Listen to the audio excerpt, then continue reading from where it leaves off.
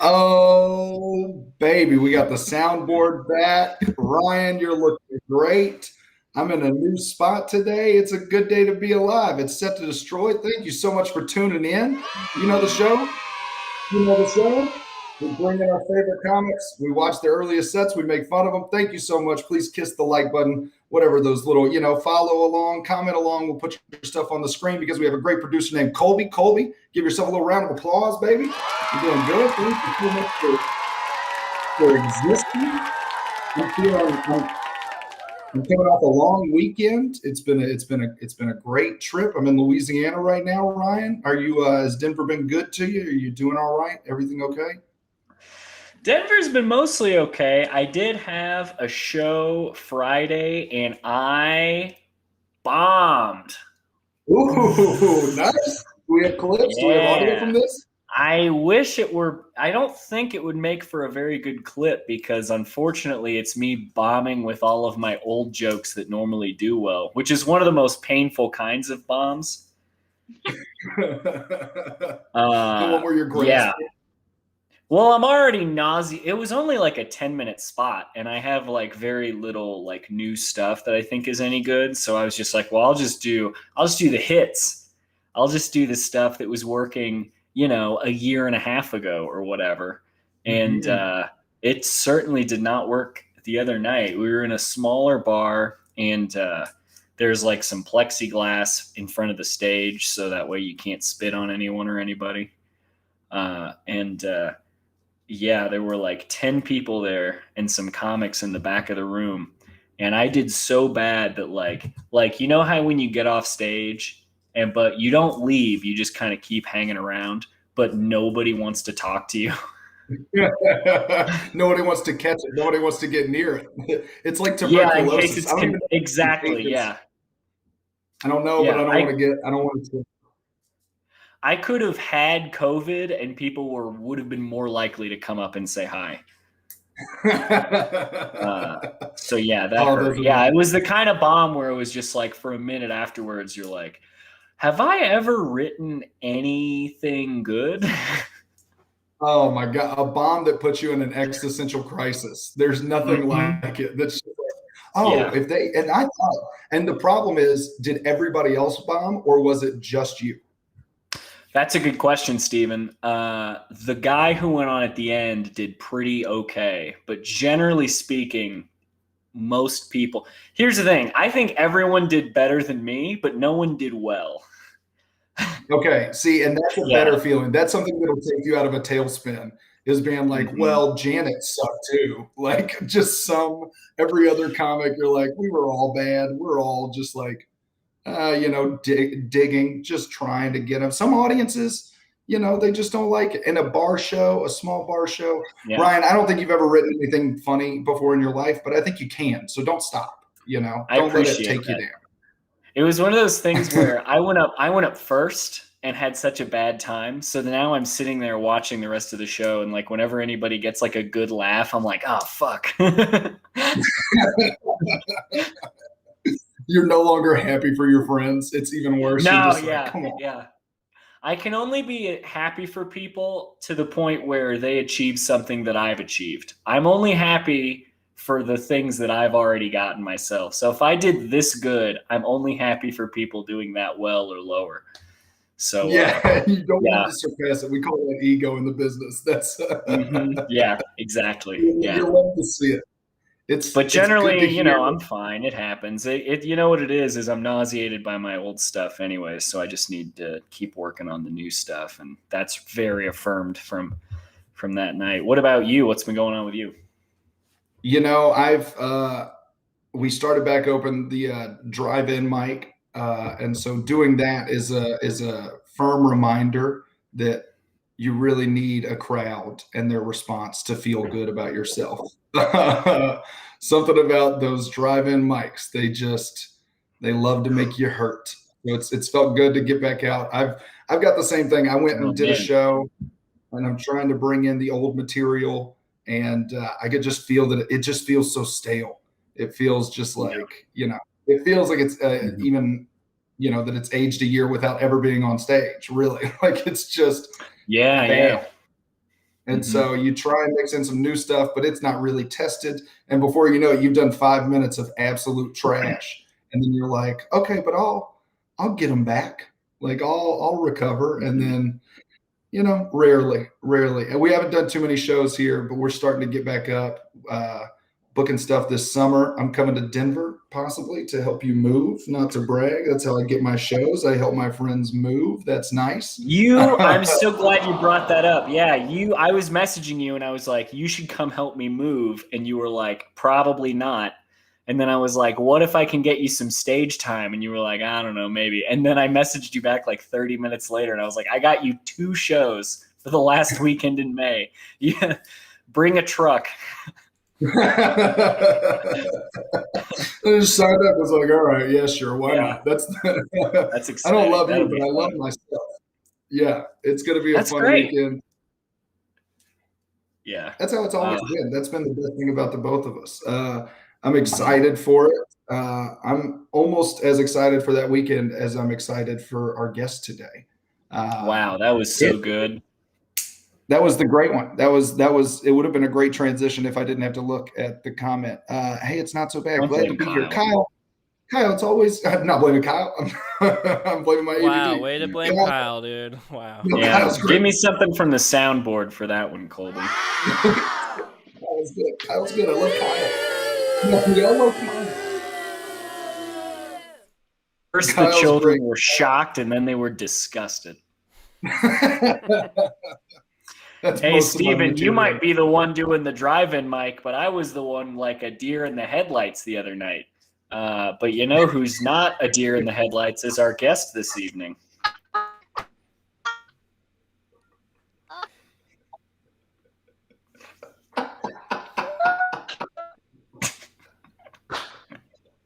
Are you shitting? I thought that was pretty good. You better not finish. You better finish the intro. Oh, okay. Guys, our guest this evening, she's so funny. We're so excited to have her. She's a Las Vegas comedian. Very funny. Keep it going for Jozalyn Sharp. Yeah. Oh, my gosh. Jozalyn.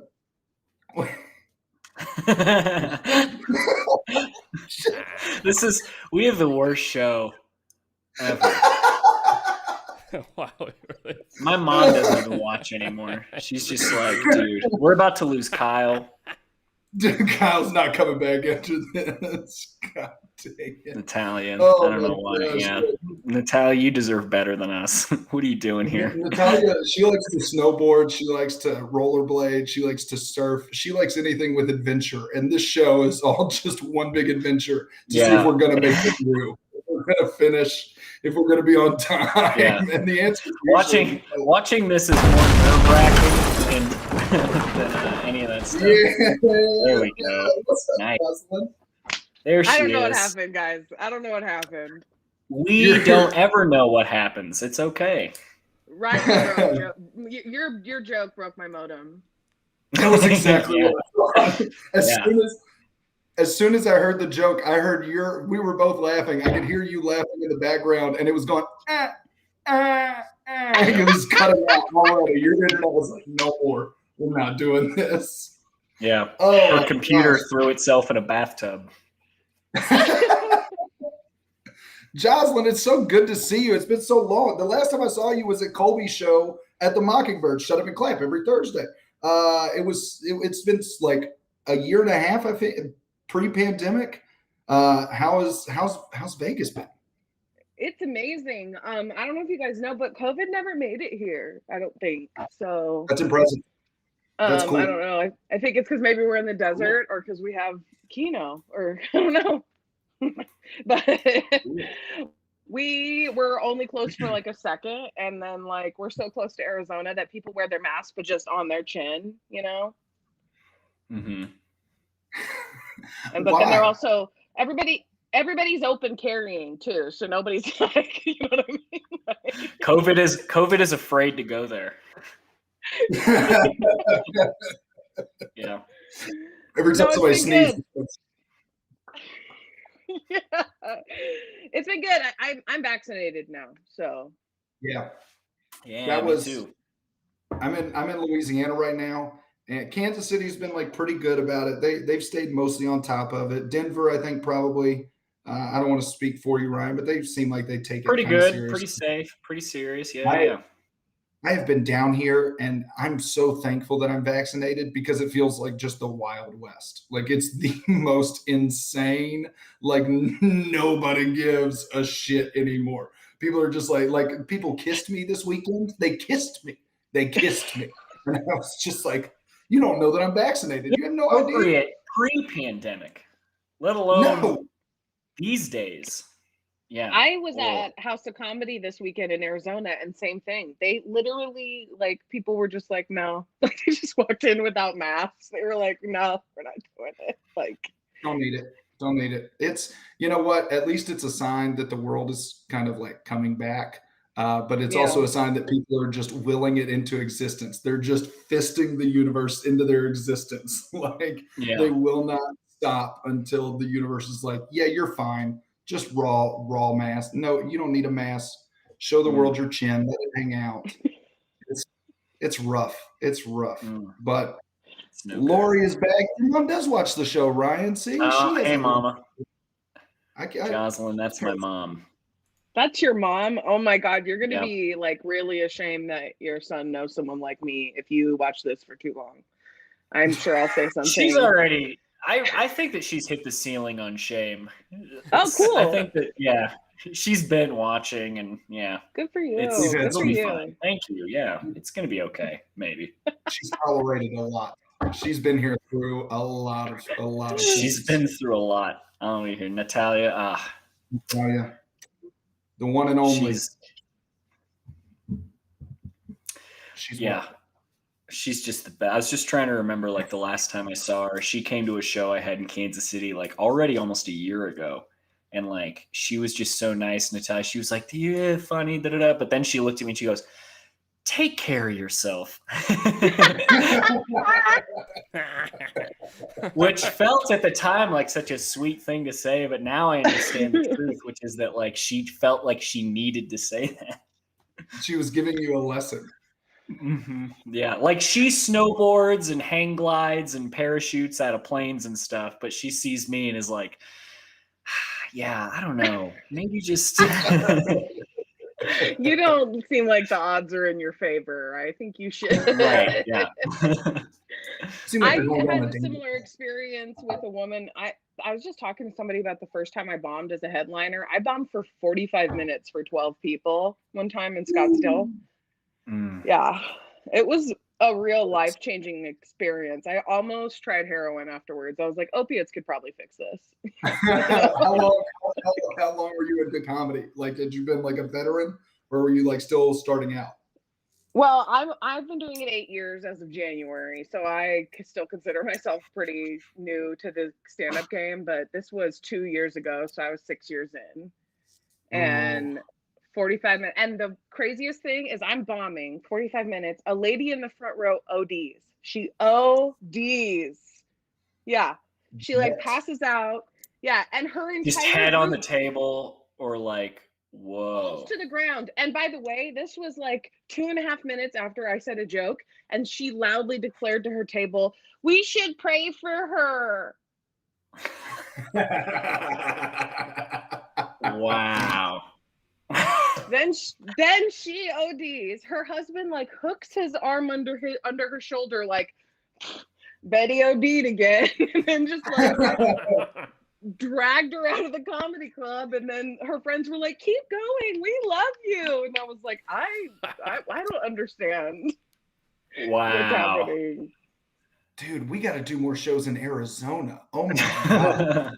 It's crazy that there were 12 people and one of them OD'd. Like, what are the odds? At a show, yeah, that's insane. You would think, I mean, we had somebody OD at Arts Bar, you know, but that's like people are coming in and out of there and somebody, never just like sitting. That would be crazy. Did you keep going? How long into the set? It was like 40 minutes before so I still had like 10, 15 minutes to go.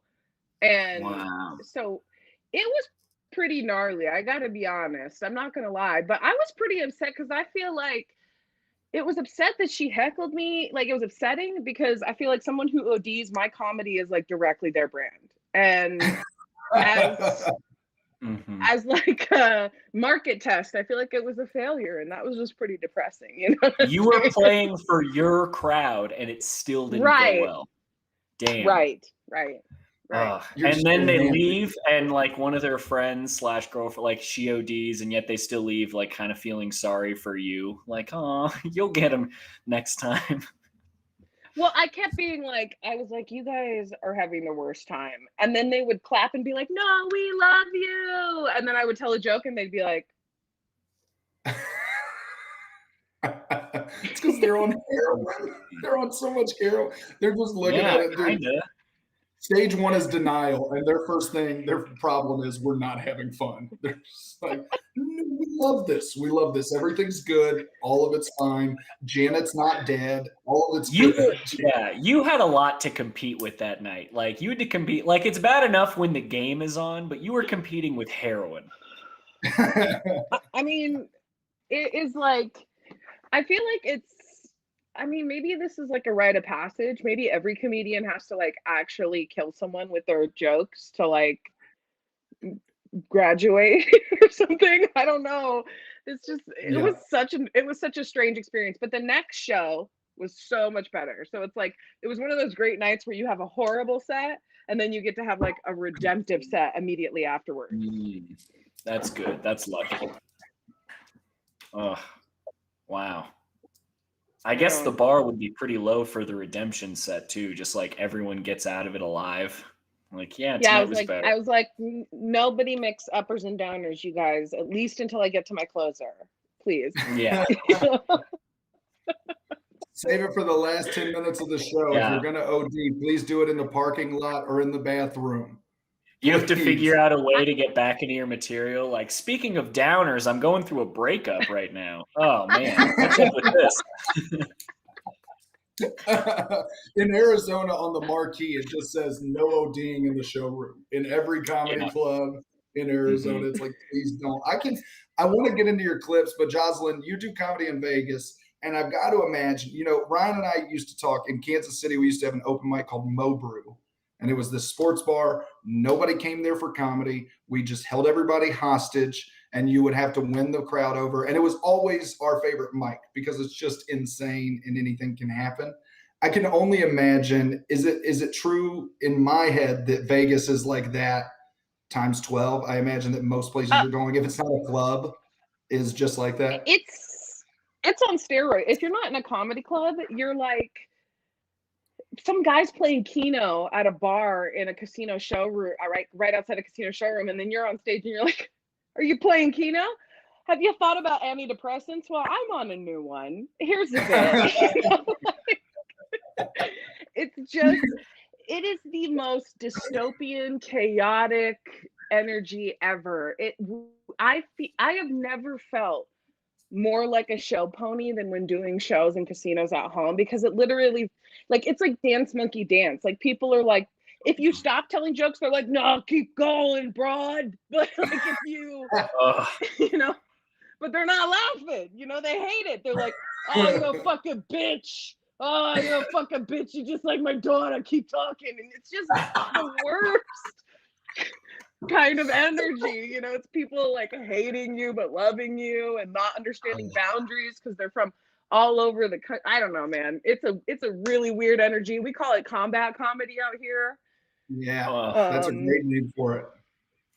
That's exactly what that feels like. Well, you could tell that it's because when we were talking about who do we want as guest on this, you're definitely one of the ones that came up first, because when we saw you in Kansas City, it was hilarious. Like, immediately one of my favorite comedies the first time. Oh, man, thank you. That means so much. When you sent me the first clip, Colby, I don't know which clip that we have up first, but when you sent me the noisemaker clip, I have never been more excited to watch a video with somebody.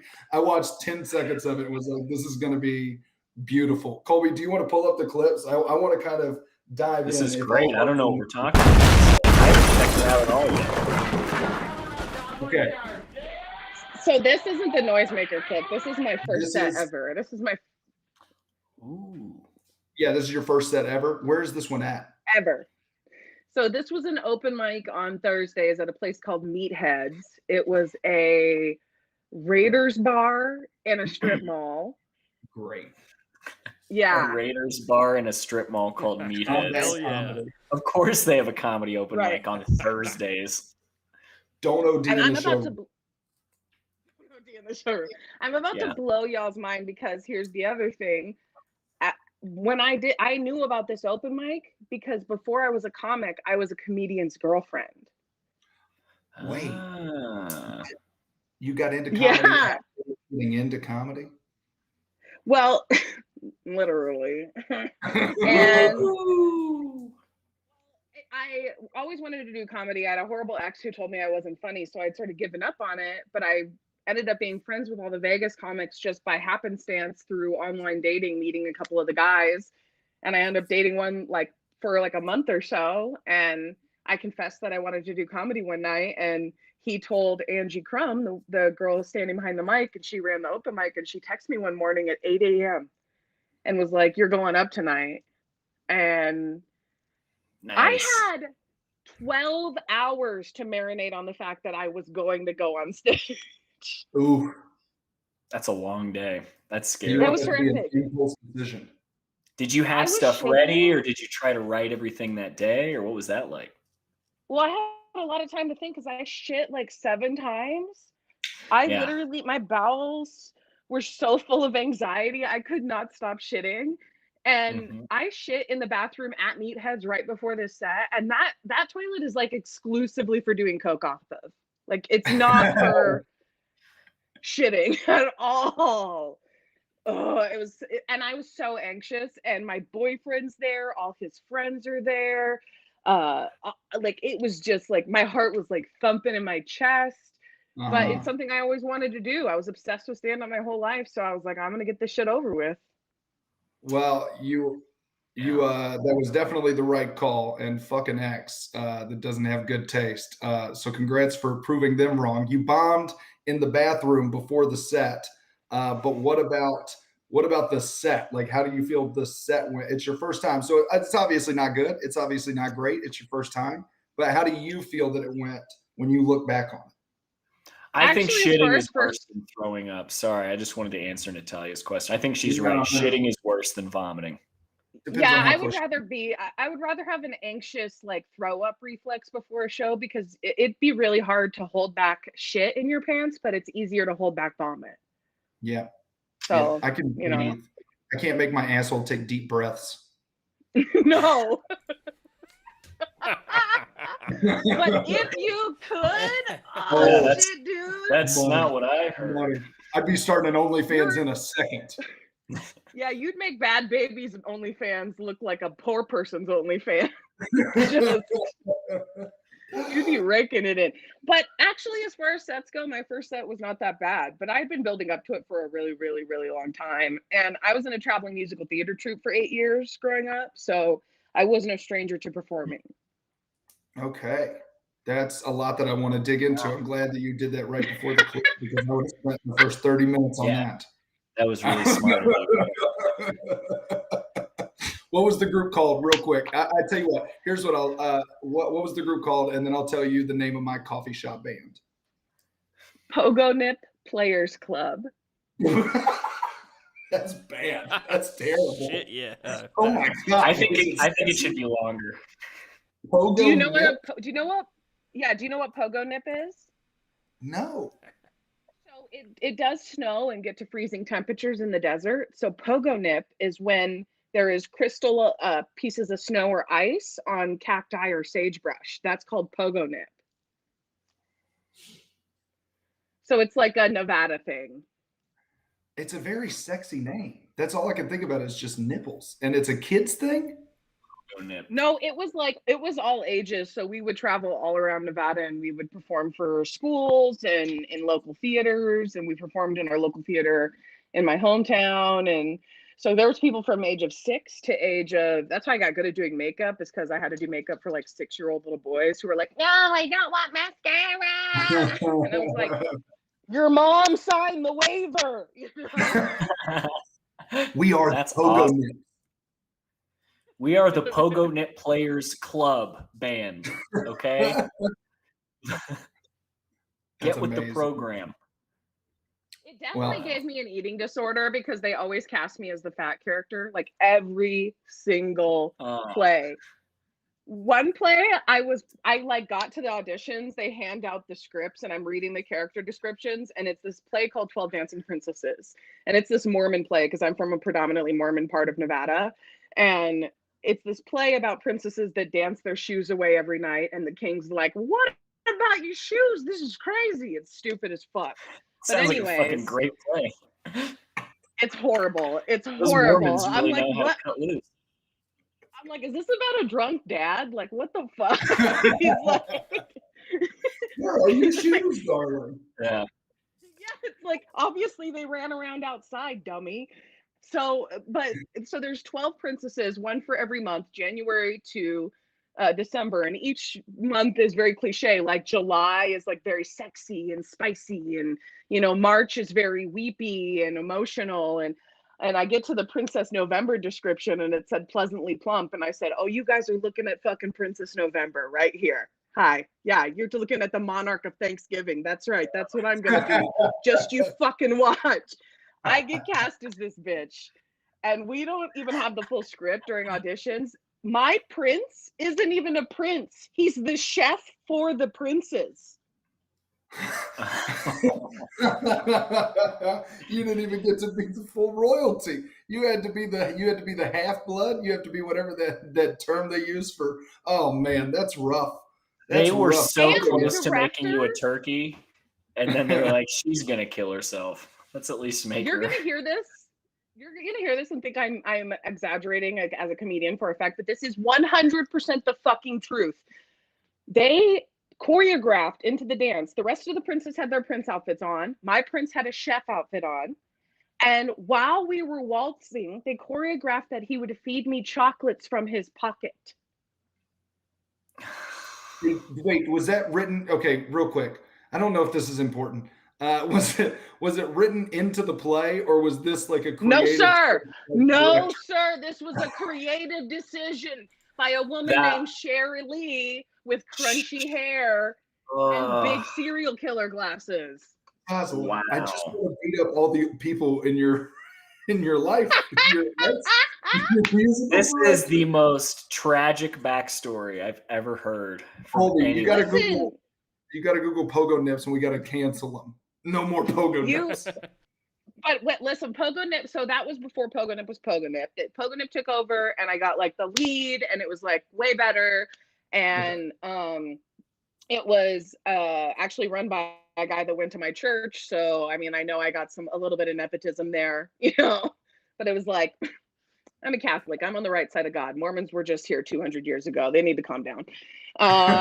But so it was a much better experience after that. But it was I as a kid had a good sense of humor about that shit. It hurt my feelings. It really did. But I really feel like it was like fuel. Like I was just fueling up, with trauma, to like fuel my ability to like dig into my own darkness for material. Like I'm not afraid, to talk about that stuff, because growing up it was like, and for me it's like, this is why I have a hard time these days, because for me reality is comfort. I would much rather people treat me the way I am than try and save my feelings.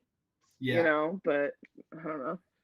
Yeah, not to sound like a red state, but well, yeah, I mean, I might feel the same way if I had to grow up and they were just like, all right, this year you're going to be October and you're going to be a giant pumpkin and they're going to feed you candy and everyone's going to be real scared of you. You don't have to dress up for it. The year before that, they cast me as Santa Claus. Wait,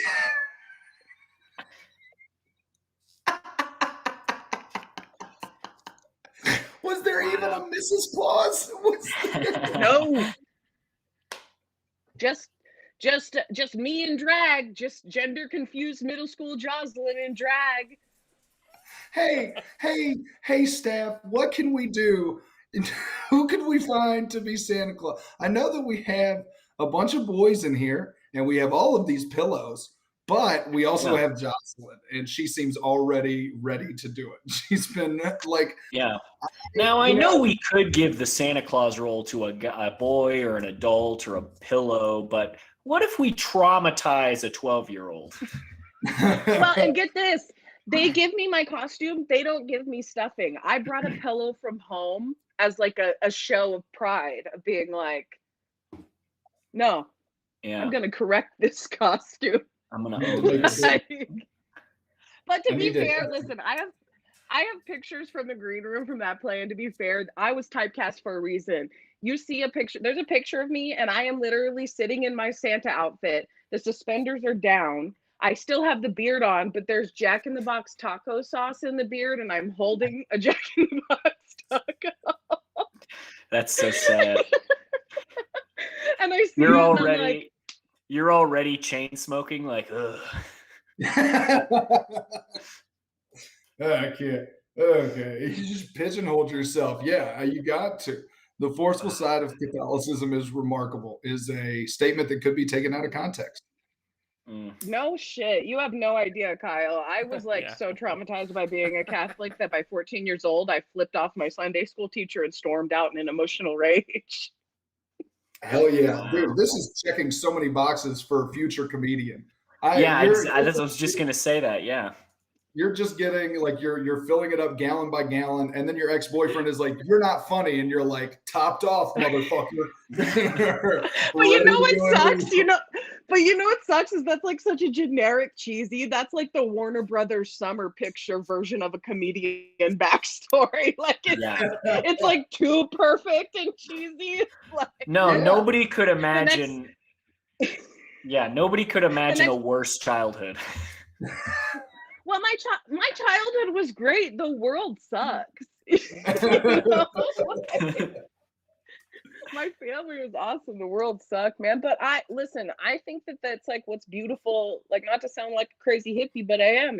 I think that's what's beautiful about life, and we're kind of losing sight of that. Is that not everything is agreeable, not everything makes us feel good, and not everything makes us feel comfortable. And that's part of growing as a human being. And growth is important, I think that's a good point. And your current boyfriend is a chef anyways, right?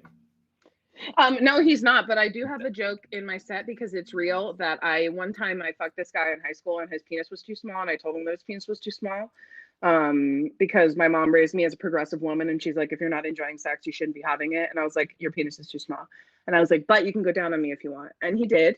And then he became a 5-star chef. And I feel like if you eat a fat chick's pussy in high school, you should have to thank her in your cookbook. In the acknowledgement section. No, I mean, it's a tip, The answer tells you have a small dick. That's got to be the most motivating thing to be like, I'll make the best meal she's ever seen. Right. I love the idea of being told like, hey, your penis is way too small, but I'll let you go down on me if you want. And then he's just like, okay. And then he's down there.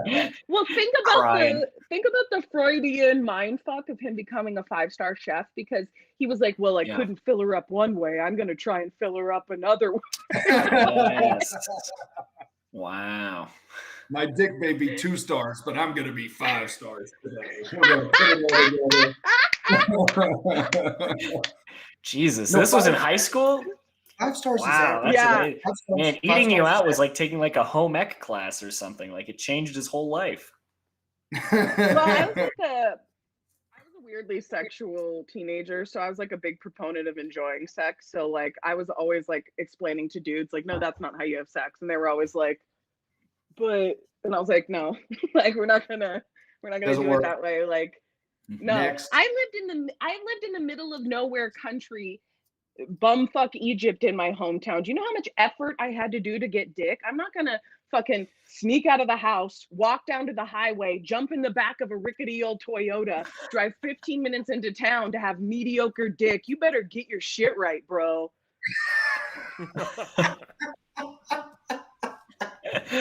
Oh my God. Dude, no Oh, wonder man. this Hell dude. yeah. Dating, I feel like your relationships are the perfect brink point for people to become their best selves. I think that's what it is. I think it just takes If a little friction, and then it'll just. God, dude, I can't believe you told me you had a what small dick. I'm so sorry.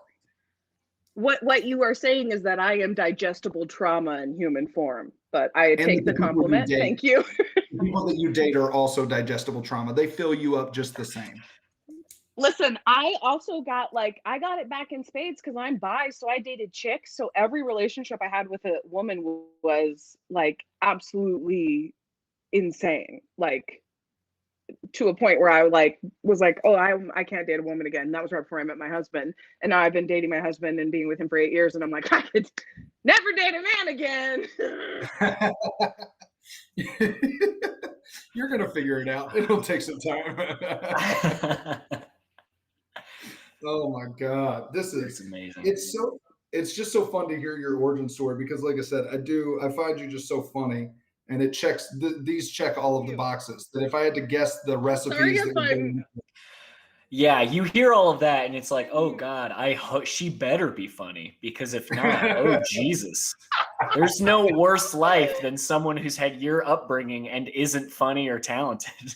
well, and I'm sorry for rambling, but I'm just enjoying talking to you guys. I feel like it's This is been, and sometimes it's like you forget. My best friend and I were talking about this. Like you'll have trauma and it'll just slip out of your mouth that shit happened to you. And you're like, oh yeah, that shit was fucked up. yes. Like you don't even realize it.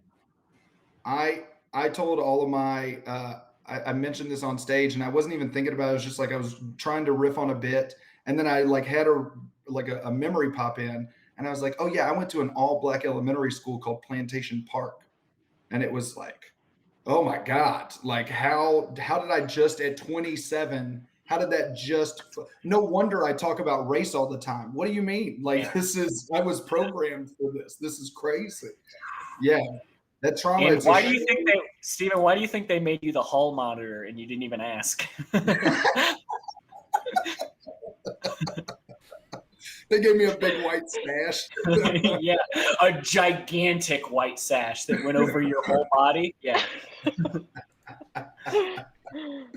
Oh, it is. No, you're so right though, because I've had those moments where because as a comic, you're thinking about stuff that's happened and you're like, oh, I wonder if this is anything. And you'll be talking to somebody and you'll be like, hey, is this anything? And then you'll tell them about it and they'll be like, is that anything? Yeah, I mean, it's a felony. What do you mean, is that anything? Yeah, they're like, yeah, it's basis to take PTSD meds and probably be institutionalized. That's what it's anything for. Yeah, you should be talking about this to a professional, not to a room of 12, possibly ODing people. But you know what's what's a good nut as a comedian is taking that thing that's way too traumatic and making it funny. I have a bit about how I started masturbating at 6.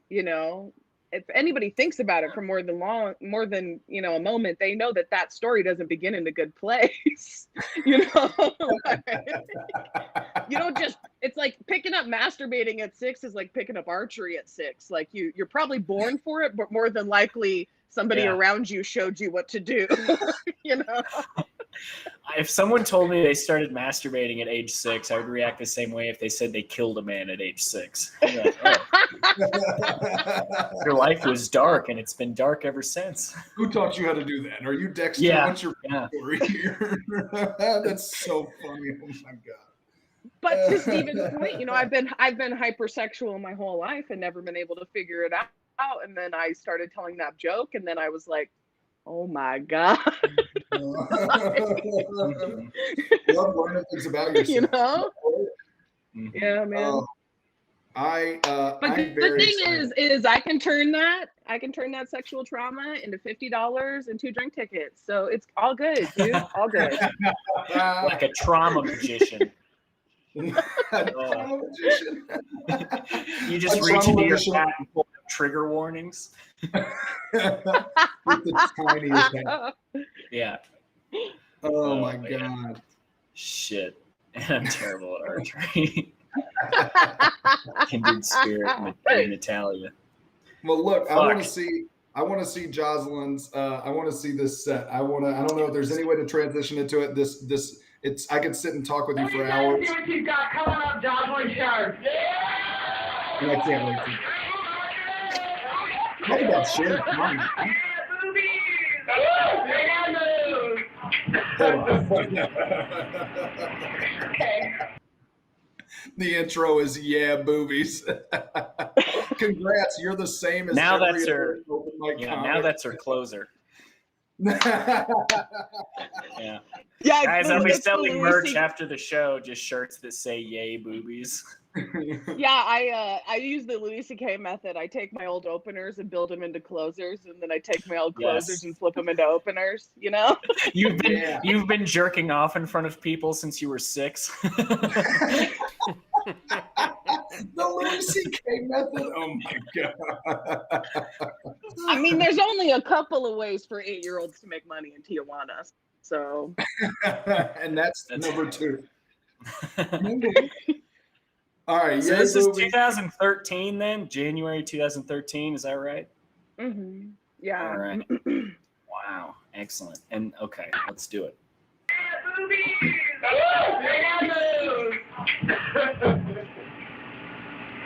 Okay, so I'm going to try and tell some jokes. See if I'm funny. I lived in New Jersey for a while. I already have something to say about this. I love because you could always tell when they're new, because they'll open by being like, "Yeah, movies." So I'm gonna try something here. Got some jokes, a couple stuff that I wrote down. Let's see. First, hey, have you ever? It's like literally the most overconfident. So it's happened to me a couple times in the bedroom where I've like really wanted to have sex with someone, and I've built it up so much in my head that when it finally came time, like I couldn't perform. Like I couldn't do because I was just like, That is a really good metaphor for most stand-up sets that Steven has ever had, as well as sexual experiences. As well as sexual encounters, yeah. I built it up so much in my head, and then she was like, "Your dick is too small," and I was like, "I'm gonna cook. I'm gonna cook." Yeah. It is good to see you again since high school, Steven. You're doing well. Oh no, Michelin. Me and Michelin, we are right here. Oh my God. I lived in New Jersey for a while. I don't know if you guys know too much about New Jersey, but it's a terrible place to live. People there are terrible. Everyone's rude. I had to learn some things about moving to New Jersey because I'm from the West Coast, originally from California. Moved to the East Coast, it was a big adjustment. I had to learn how to. This is the longest setup. What is happening? Oh no, you got to give your whole backstory. You're about to get into the part about high school and telling that guy to eat your pussy, and then you're just about to say it was the best of times. It was the worst of times. This is a fucking Daniel Day-Lewis biopic right now. Yeah. There's so much fat on the intro, man. All right, I can't. Okay. Order a pizza correctly, how to pick rhinestones out of the lint trap in the dryer. That was really hard. Girls like me that grow up with low self-esteem and bad home situations, we end up liking the same guys. We all like bad boys. I think it's because we're not comfortable around a man unless we think he's going to hit us. I like my men in uniform, especially if they're lawfully obligated to wear it. That's funny. That's a good bit. It's just like the shameless cashing in on domestic violence for me. Yeah. It's like I'm in a Raiders bar, so I'm like, you guys like to punch women, right? Hey, is this relatable? And they're like, it is. It is. Yeah. We love this. Yeah. Keep going. This is the only place this would get claps. Everywhere else, it's going to get like chuckles and awes. And here they're like, ooh, ooh. Yeah. I know. You guys like AC/DC? Yeah. You know the song "Shook Me All Night Long"? Yeah. I think that'd be a wonderful jingle for a Shaken Baby Syndrome commercial.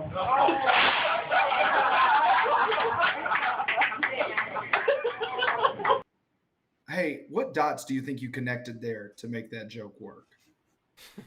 It was mostly that the word was two forms of the same word, and I was listening to my iPod on the way to the set, and I thought, wow, this is really brilliant. I should probably be edgy like Bill Burr and just say that. I love that's another one of those like new comic traditions where it's like, oh, walk this way would be a great commercial for sneakers. And you're like, great, thanks. Great observation. We really needed that. I love it so much. Never would have. Yeah, walk this way. It reminds me of the last time I got pulled over for drinking and driving, huh? Let's see. Raiders.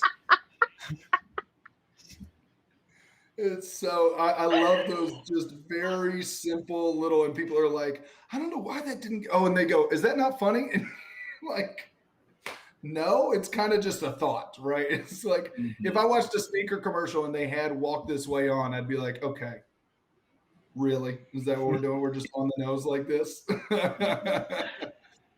It's like the most it's like dad humor. It's like mortifying dad. It's like when you go over to your friend's house and they have that alcoholic stepdad that still wants to be one of the kids. And so he's making jokes that are like a little over the line jokes to like get you in his good graces. Like to see if you're about it. Yeah, that is your brand of comedy when you're starting out here is alcoholic stepdad. You have big stepdad energy. I do have stepdad energy, and I want to point out that I am wearing a Thundercats t-shirt. You can't see it, but that is a very stepdad t-shirt. So I was wondering what that was, but I couldn't tell. Nice. That's from Target. Is it from Target? Hot Topic? Where's Target? Gotta be.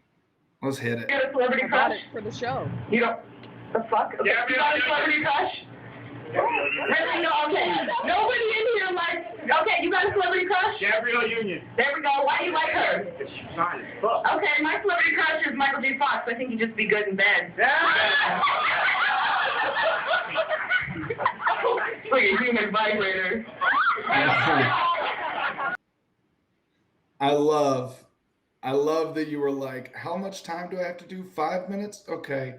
Maybe I'll do 10 seconds asking them the question for the set. Hey, has anybody got a celebrity crush? Well, it's like that new comedian thing.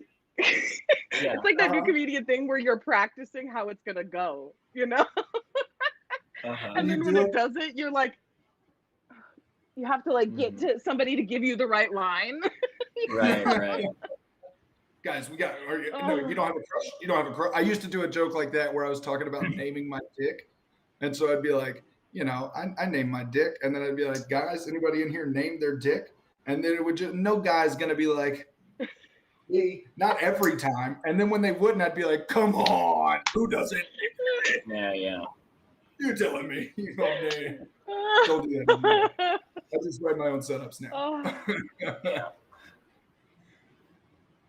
So my boyfriend's a stand-up comedian, as everyone knows. I'm trying to be one. It's a terrible relationship to be in. Two self-deprecating alcoholics around each other 24/7. You can imagine what that's like. It's either going to end up in a double suicide or a successful sitcom deal. You can only imagine what our fights are like. I yell at him. I'm like, your jokes aren't fucking funny. And he's like, you bitch. And I'm like, I faked every laugh.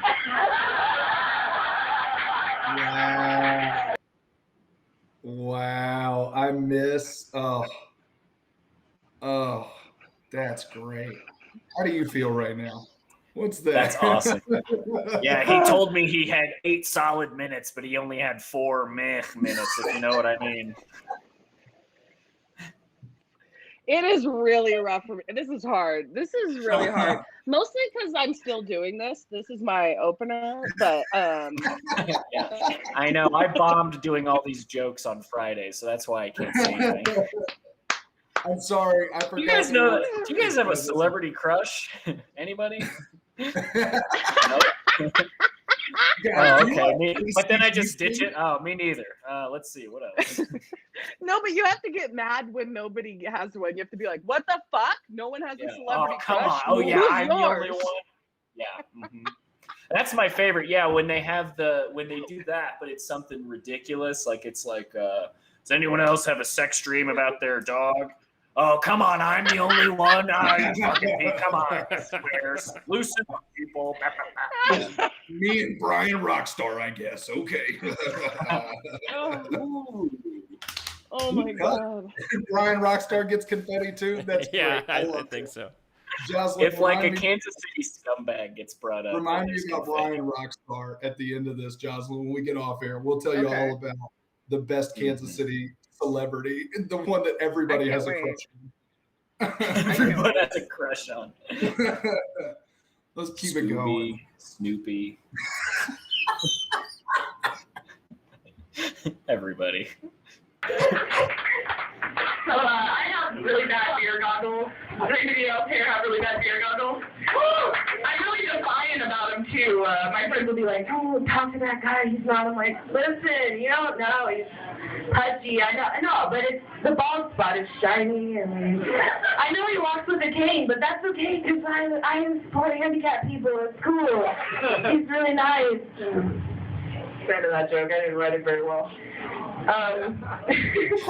Somebody went, "Aw." You were crushing it up to that point. You were doing pretty good until just then. You know how hard it is to get an aw in a Raiders bar? They don't awe when somebody gets concussed or has their leg broke. When someone's career ends on the field, they don't awe. Yeah. Oh, It's such an upsetting moment for me because I can see in my body language me realizing that I didn't think through the joke enough. Like I can see it in the way I know now.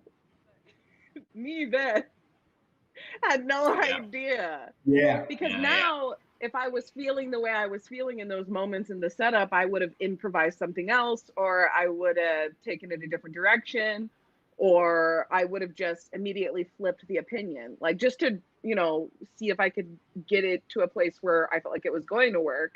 So looking at it now, it's just like, it's like watching somebody really slowly crash their car. It is. Like you have plenty of time. You're like, stop! And they're just like, yeah, they're going. Mm-hmm. Yeah, you're flying through the windshield right now. When you first went up there, you put your notes in your pocket, and it's always after the first joke really bombs that they're like, "And what was I?" Like, yeah. That's how you know that it's like going rough. You're like, okay, I messed up something there. Let's see. I did Shaken Baby. I did Michael J. Fox. I did Yeah Titties. I did. What's fucked up is that's what my set list said. Baby, Michael J.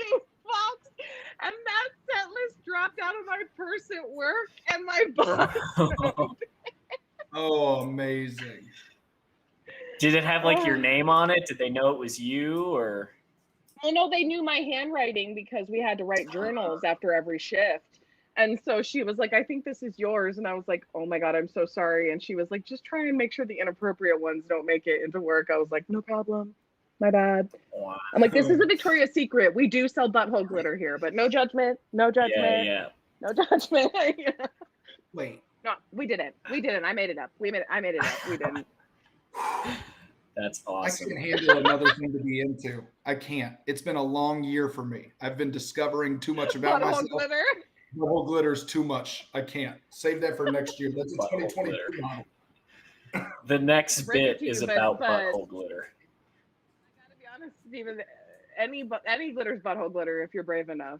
I mean, or if you have good enough aim.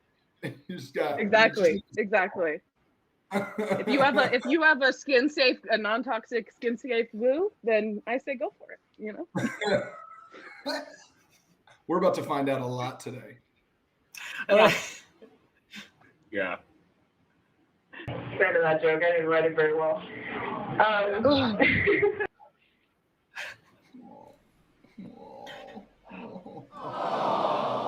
They wouldn't have given for a shaken baby reference just then, just to lighten everything up, just to get everybody going. I got an applause break. I got an applause break for domestic violence, and I got an awe at that. Yeah. An awe at that. Awesome. Taking shit at your new significant other's house. That's rough, right? When you first start dating, you hold your shit for like a week. You're concerned about your health. It's kind of like, you guys like Halloween, that movie? It's like being in the house with Michael Myers. You're hunched over the toilet, trying to be as quiet as possible. Fuck, I think he heard me. He's right there. Shh. Wait. Oh, fuck, I have to fart. Oh my God. This is gonna ruin everything. Dear Lord, if you let me get through this, I promise I will go to church. That's about it. I just wanted to leave you guys with the image of me on the toilet. Thank you.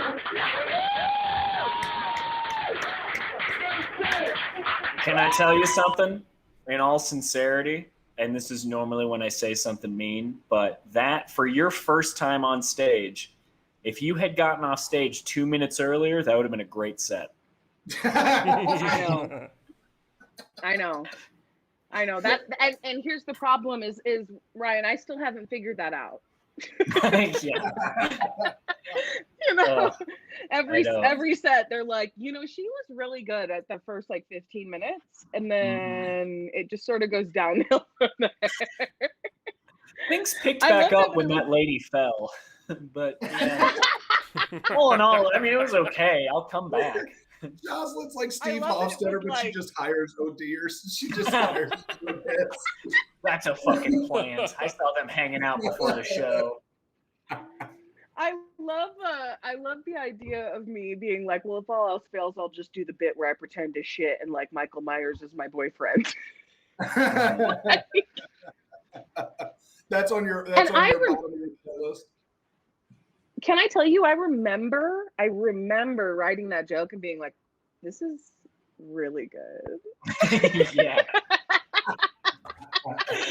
Those are always the worst. They're always yeah. Listen, if you're an open mic comic and you have the thought, this is genius, just throw it away. No.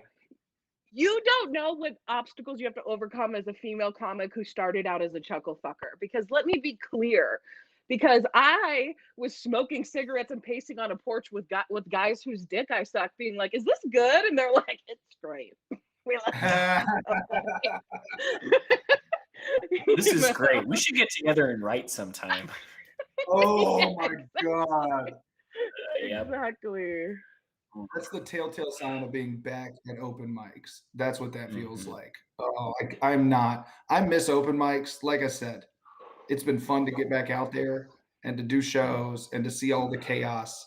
But the creepy dudes, I'm just not ready for it. I'm not. Steven, did I ever tell you I had befriended somebody? She lives in Chicago now. She's a Chicago comic, but I befriended this person and she had just started comedy and I was talking to her and I was telling her about that. And I was like, there's going to be guy comedians who come up to you after your set and be like, that was so good. Like, you're like already really funny. That's great. Like, we should hang out and write sometime. They don't want to write with you. They shouldn't want to write with you. You're not good. Yeah. Why would they? Yeah. And she was just like, what? Oh, yeah, I guess. Yeah. No, it's always disingenuous. Oh, man. Well, and it's the plight of being a female comic. You know, there is no escaping it. No matter what your body type, race, ethnicity, sexuality, gender identity, the scene, any testosterone-based body in the scene is going to come for your twat, or your butthole, or whatever you got, you know, that's moist. You know, they're coming for it, you know? They're going to put glitter on your butthole. Oh, no, I have a runny nose. Oh, no. But you know what? And here's the thing: is I will be honest. I was very lucky. Every man I ever met was very respectful, and it was very, very mutual. And I hoed myself through the comedy scene just as much as male comics do. And I think a lot of male comics get a bad rap for it. But what I will say is, if you're a male comic and you do that shit that Ryan said, where you're like, we should write together, just ask her out. Yeah. Don't be a fucking coward. Just ask her yeah, out. for real. And Yeah, just the most important thing, when you do finally nut up enough to ask her out, and then she says no, stop. Like, just stop. Like, Yes.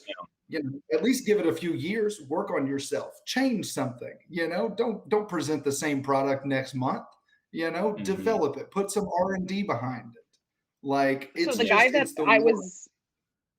I was dating when this started, when I started comedy, when I met him, it was because I was dating another comic, and then we broke up, and because he met me through that comic, and then I was like young and immature, so I was like, well, I'm gonna make out with this comic at this show just to be like, fuck you, So I was really hoeing it up at the Steven's doing time. stuff like that now, so don't feel bad.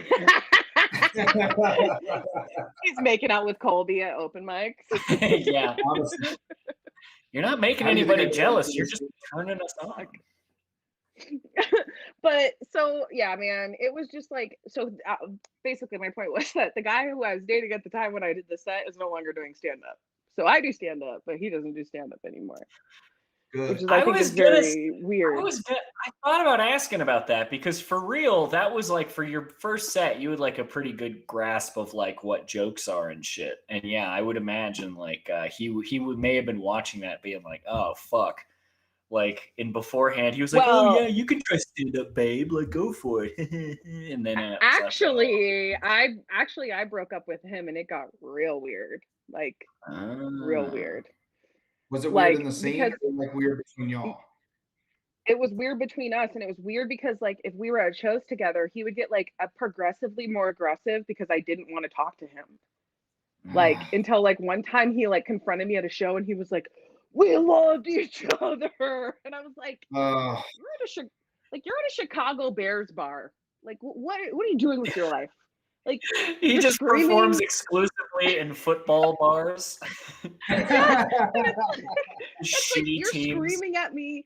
We loved each other. We dated for 6 weeks, bro. If you ever find yourself screaming, but we loved each other, you're wrong.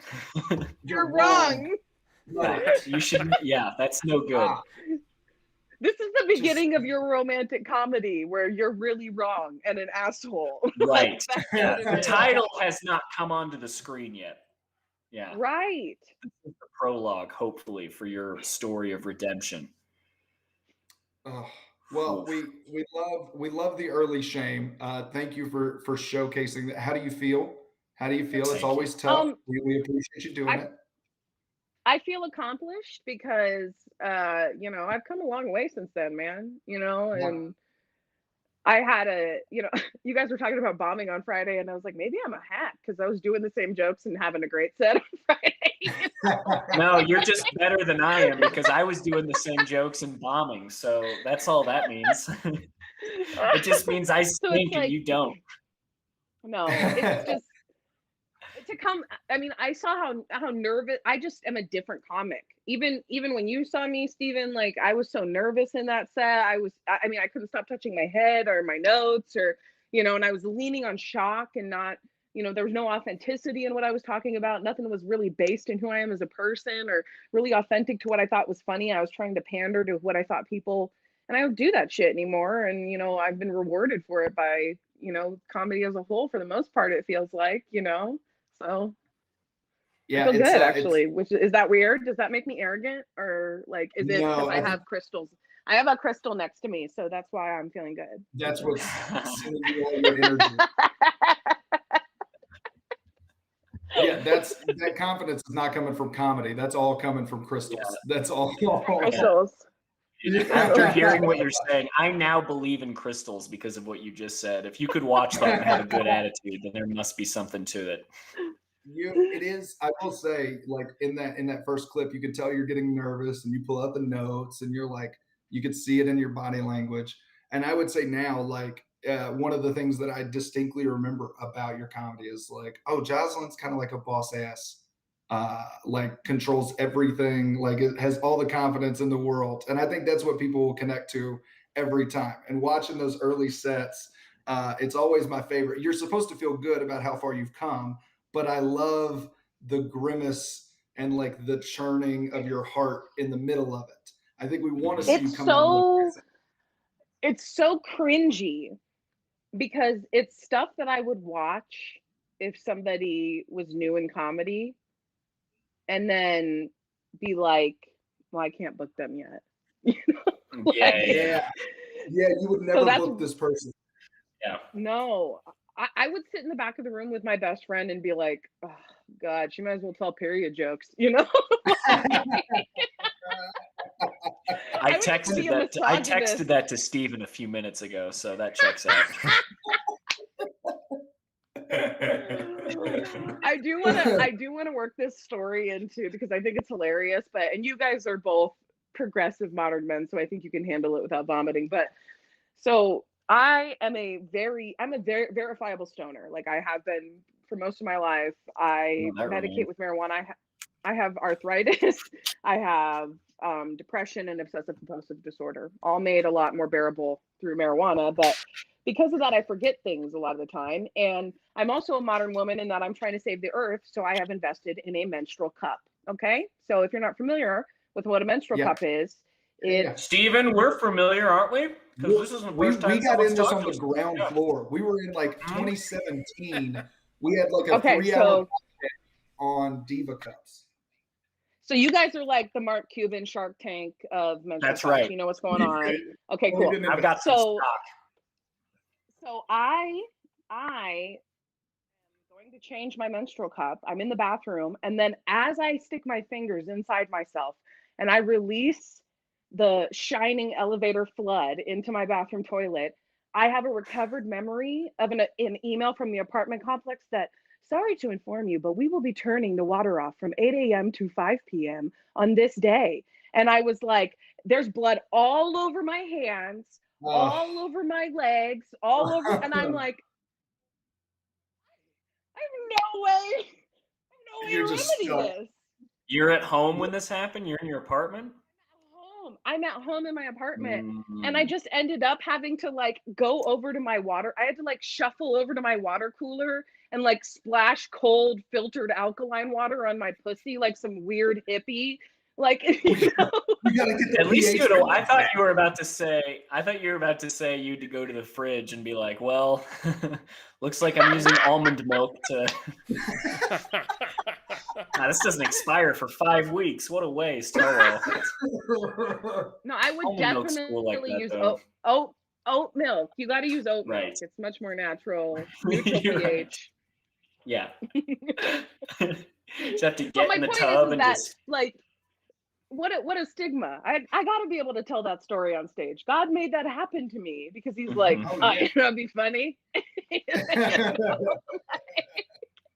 So it's like God made that happen to you. It's the worst thing God's ever done. The time he almost made that guy kill his son, and then you having that happen, worst thing he's ever done. You're trying to cure your depression and your OCD by using weed, and he's like, I'm still gonna get you, motherfucker. I'm still gonna get you. Yes. And there's so much. That's how he talks too. This is like, I am a beacon for weird people, untethered situations. I have given a blowjob and vomited 3 times throughout that blowjob and still finished the blowjob. Oh my God. Am I impressed? Like, I'm impressed. I left the room. Sounds like we're in a job interview right now. Tell me about a time that you were faced with a challenge. Ryan, you asked where I saw myself in 5 years. Actually, I want to take you back to 5 years previous first. I'll show you where I'm from, so I'll show you where I'm going. Yeah. But the reason I bring that up is not just like for the shock value of the story. It's that my brain, I feel like I just don't have the same logic as other people sometimes.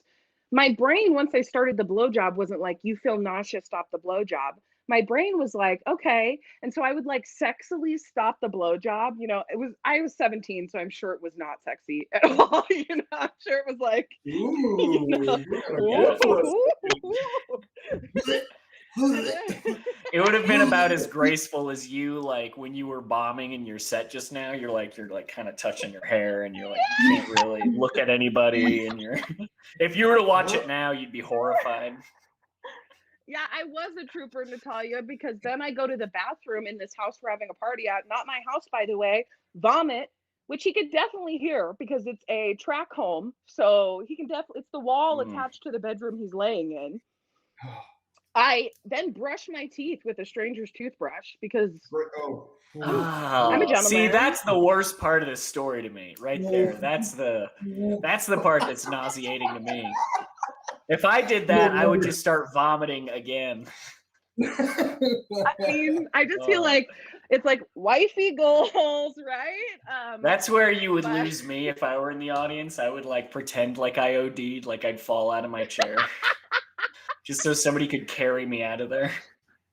Well, what's wild is I did this 3 times and we would like kiss and stuff. So he could smell that my breath was minty. Like, what did he think was happening? But then I realized, he knew what was happening. He's just a man. So he was a vaguely 17-year-old guy. Like he was like, for sure. And you know what's funny is he probably remembers that and thinks of it as being like a low point himself, not realizing that on the other end is much more tragic. Like he thinks he's the victim. He is not the victim. Dude. No, really, it's like one of my favorite stories, to be honest. So I feel like I came out on top. Like there's no cooler chick in the punk rock metalhead smoker group in high school than the chick who's like, woke up with my underwear in my pocket on Saturday. It got me so much street cred, I woke up with those reflective Hot Topic skull thong print in my and I was like, this is the sign I had a party. I was just a weird animal. I was an animal. Just reminds me of all the girls that were mean to me in high school. Like, they wore like a lot of chains on their pants and no deodorant. They called me gay. Ryan, do you know what's funny is I literally now I have like a negative association to the Nightmare Before Christmas because they all had fucking Jack Skellington backpacks. I cut my teeth. My teeth being the funny roaster chick, and because dudes were always trying to undercut me and be like, well, you're fat. And so I learned to be way funnier than they could be. So any fat jab they threw at me, it made them look like, just an idiot or a jerk. And so it's funny that you say that because there's a couple of guys I went to high school with that sometimes I think about and I'm like, oh, that poor dude was just a fucking punching bag, dude. Definitely, that checks out. I went in there with like the testosterone of Jake Paul. I was like, I'm the future of boxing. Right. Yeah. It was just too much. So, on behalf of all sassy fat women, Ryan, I apologize. Thank you. Finally, now I can start to heal. On behalf of all fat, sassy men, I say I'm so thankful for all we've done to you. I hope we continue to build you up and tear you down. Yeah. I was the only skinny kid at an all-fat high school, so it was really hard for me. They used to hold me down in the cafeteria and make me eat moon pie after moon pie, and and they'd say, "Let me see your ribs, skinny boy. Come here." Yeah, pull my shirt up over my face. They'd get drumsticks from the music room and play my ribs like a xylophone. Ooh, come here, little pogo nips. Let me see them. Come on, little pogo nips. Yeah, that's what they called me. All those sassy fat women. Oh shit! Well, look, we're coming up on an hour and a half, which has been perfect. I would be so remiss if we didn't get to see the clip with the noisemakers, because in comedy sometimes producers Yeah, you go. Even though this is like an important part of the exposition and the setup that you need to know, you just go wherever you want to go. It's not like it's your show or anything, Ryan. You don't worry about it at all. Everything's gonna be fine. Colby doesn't just make this. It's just me and Jozalyn. Now we're done. I was prepared this time. He's canceled. My favorite thing about this clip is that producers in comedy feel like they need to rewrite the rules so that they can have something new and something fresh. And sometimes that creates greatness. It creates great shows, very fun, memorable shows. And then sometimes it creates this, which I can only describe as possibly the worst idea I've ever heard of for what you should do at a show. So to be clear, I just want to make sure I got this right, Jozalyn. Tell me where I'm wrong. The show is they give all of the audience members kazoos is what it sounds like? So it's based off of Pee-wee's Playhouse, and they give everybody noisemakers, and they make a 1 or 2 or 10 words of the day, like in Pee-wee's Playhouse. And whenever you hear a word of the day, you're supposed to use your noisemaker. In the middle of your jokes. No way this can go poorly. And the word of the day during that set, I believe, was curse words. Oh, and you're kind of starting out too. This is like your first year, is that right? So this is 2014, 2013? Yeah, I think it's within my first 3 years of comedy for sure. So I am cursing a lot. A lot of my punchlines are just me going, fuck. That's so fucked up. As if it's not hard enough to just have like a good show. Like they have to like do that shit. Oh my God. They have to give the audience weapons.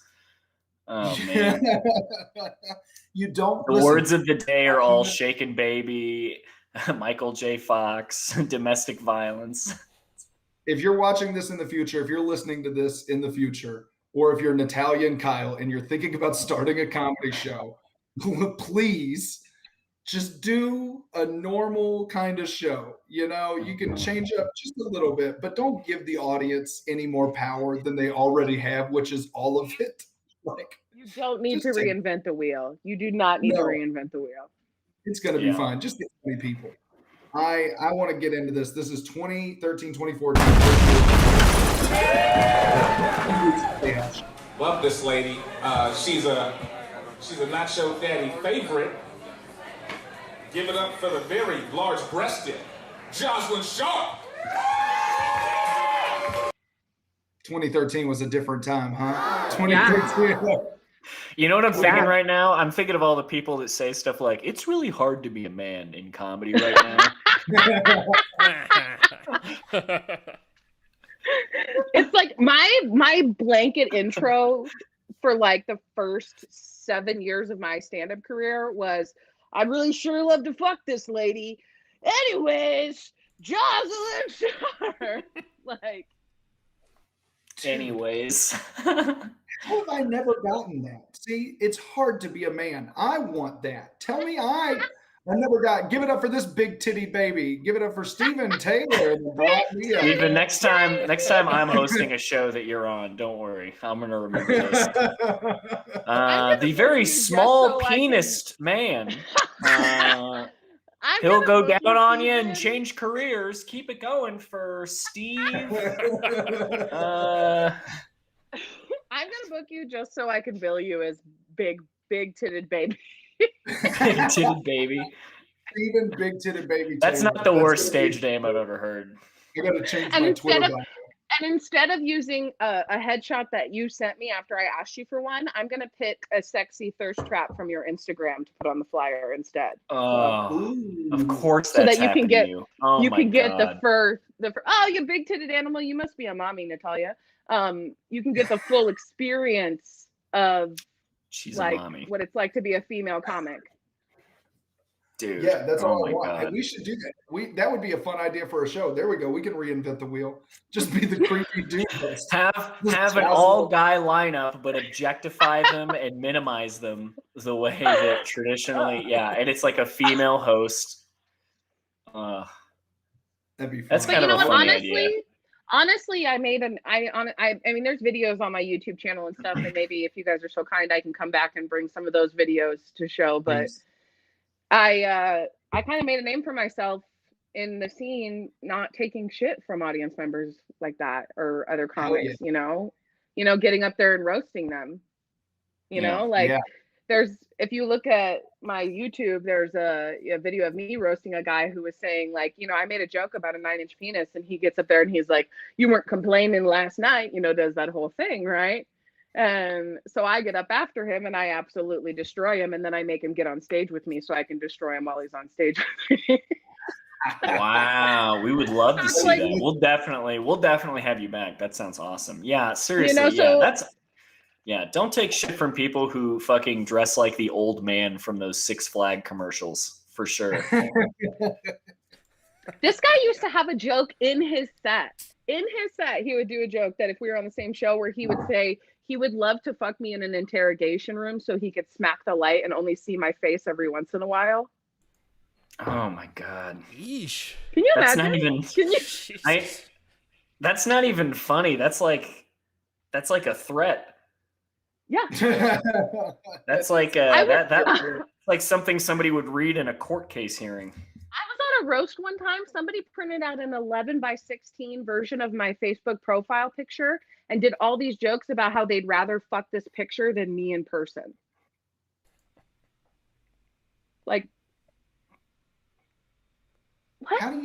Was it funny? Like, how do you even make that? How do you, at what point in the process, you know how hard it is to print something out? I work at a school, and like he had to go to a color photo that size. Yeah, he had to go to Kinko's for bullying purposes. No, he spent $7.80 to pick on another person. He spent much more because he printed enough so every member of the audience could have one. Wow. Welcome to being a woman in comedy. It's so fun. It's exciting. It's like an adventure trying to save your life. Woo. Survive. That should be the jingle for a shaking baby commercial. I had a comedian girlfriend for a little while years ago, and I remember we were at a show once, and the guy brought her on stage, and he was like, this next comedian, she's pretty good. She's got some big boobs, and she's pretty cute, so I guess we'll see. Like, yeah. Dude, can you imagine if I brought you up on stage, Ryan, if I was like, I've never seen this guy go up, but he's got, some big balls. And he's pretty cute, so I guess we'll see. Yeah. Well, like, there's nothing you can say that would be like anything good. It's like when you're bringing somebody up, like, just make it a good thing. Just a nice thing about their career, a thing about how funny they are. Just say your next comedian is blah blah. Just say their name. The only thing that I think would be fun if you were hosting a show and you bring up the first person, and let's say it's you, Jozalyn. It's like, boy, I wish I could fuck this next comedian. But anyways, really funny, Jozalyn Sharp. And then you're done. Oh, what did you get? All right, I'll keep the show going. Boy, I wish I could fuck this next comedian. But anyways, Steven Taylor. And then you just say it about every single comic on the mic. That's good. Like, that would be kind of funny. Like, at first people think you're a pig or something, and they're like, oh. Yeah. I think that's great. Yeah. That's I can't even imagine. Oh, God. I love Yuck. it. Comedy's so weird. Did he say you're a big... Did he say you're a big-breasted woman? God, what a creep. You said big titty baby. She's a not-show daddy favorite.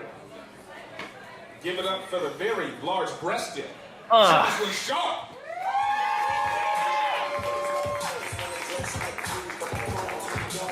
Oh, and then the shake. Dude, I love you. I love you so much for not even fucking and it's not like it's 2003. This is 2015 or 16. Oh my God. I was like, get out of my way. I have comedy to do, please. Like, I've got noise to make. Yeah. That's so gross. And like I'm these sorry. days, I'm it's sorry like to bum you guys out. you have like a show, and your husband is like, "How'd your show go, honey?" And you're just like, "It was pretty good. Nobody objectified me or threatened me or followed me to my car. It was great." Yeah, man. Oh man. And people, when we try and explain that to men, like especially men, I would say, so a lot of women too. So what I'll say is when we try to explain that to people who have had the privilege of feeling safe their whole life, they like really think we're being like, you're just being like an emotional feminist or something. Yeah. You know, An emotional feminist. it's like, I'm a physical feminist. Actually, I'm a metaphysical feminist, so I'm a metaphysical feminist. Yeah. I'm a quantum feminist. I only burn my bras in the 5D. Yeah. Double? No, 5. The only string theory I know about is. Sorry, I was going to finish it for you. It's not worth it. I just want to point out that my outfit at the time was my go-to comedy outfit, which was a rhinestone shirt over under a matching blazer. Yeah. I love that. I would wear that now. I would want the blazer to have rhinestones on it, quite frankly. And then I would do a neutral tee beneath it. Yeah. You look like a I look mannequin like a in TJ dance Maxx. mom. Yeah. I do look like a manager at TJ, and also a dance mom. Like I just got off my shift from TJ Maxx, and I'm addressing the entire dance troupe, and I'm like, now listen, ladies, I want you to know as soon as we get on the bus, it's important to hold the hand of your accountability buddy and not stray. That was the best impression of Steven Taylor's mother I've ever heard. Steven Taylor's mom was a dance mom. Okay, she would actually wear this. This would 100% be something I that Katie do would not care how much your bajinga hurts, Cindy. You're going to do the splits at the end of the routine. Bajinger. I learned to say it without the hard R, but yeah. Bajinga. That sounds like a yeah. That's when the tower of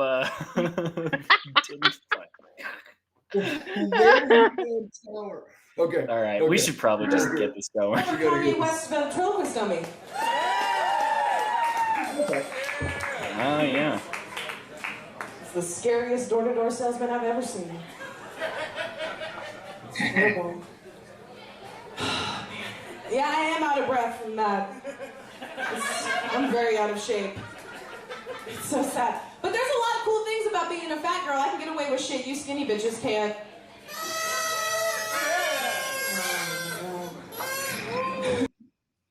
Because I knew as soon as I said the word bitch, I was like, oh no, here it comes. It's just like the biggest derailment of the energy of your joke. You should call it a bajinger, Natalia. Mm-hmm.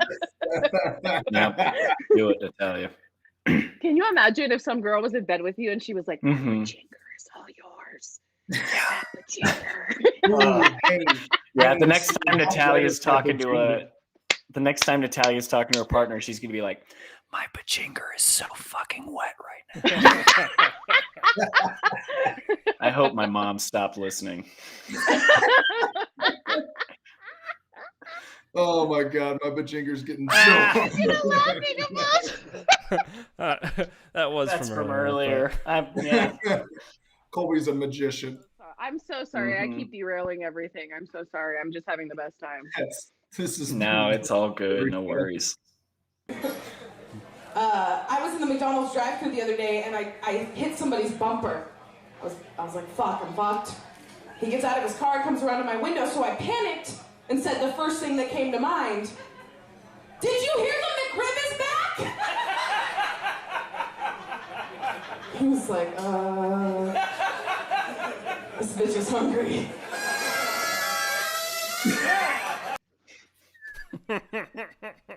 I have never been more depressed by the sound of a kazoo in my whole life. I've never been that upset hearing the sound of anything ever. Do you want to know what's more upsetting? Let me tell you something more upsetting than that, Ryan. Is I just realized as I'm watching this, I didn't realize how bad this joke was when I was telling it, and honestly didn't realize it until this moment. And this is a joke that the regulars that come to stand-up comedy shows in Las Vegas will still ask for it to this day. And considering the material I'm doing now, the fact that they're requesting this is really fucking depressing. Do that McRib joke. Yeah. You start doing it and they yell out, Bajinger! Sir. Come on, don't be a McBitch. Get it I'm gonna out. have to- Anybody that requests this joke is the worst. The worst person. McRib! That sounds like a bad dream. Just a dark crowd full of people shouting McRib at you. Can we make this the screenshot? Those Can we kazoos make are so sad. I want this to be the screenshot for this episode? Kazoos are so sad. Sad kazoos. Because and you want to know what's even sadder is these people are blowing in kazoos in between eating nachos. This is at a nacho themed restaurant. It's like sour cream and cheese cilantro. This is where COVID started. Oh God. The worst part is like now they're having to think about other words. Zoom in. If we could zoom in on my face, look at my soul dying in my facial expression in this pause. Look at my soul dying right there. Just Look, the death of my comedy dream. Jozalyn, this is how we zoom in. This is how we zoom in on this show, okay? Are you ready? This is how we zoom in. Yeah. You just get closer. Well, I'm just letting you know if you're at home and you can just use your eyeballs because that's Get pretty closer. That face is wow. It says it all. Oh my gosh. What a bad idea for a show. Just hungry. That face is perfect. I said I wasn't going to do it. I said I wasn't going to say the word. But apparently I am also a misogynist. I like younger guys. Ladies, do you like a younger man?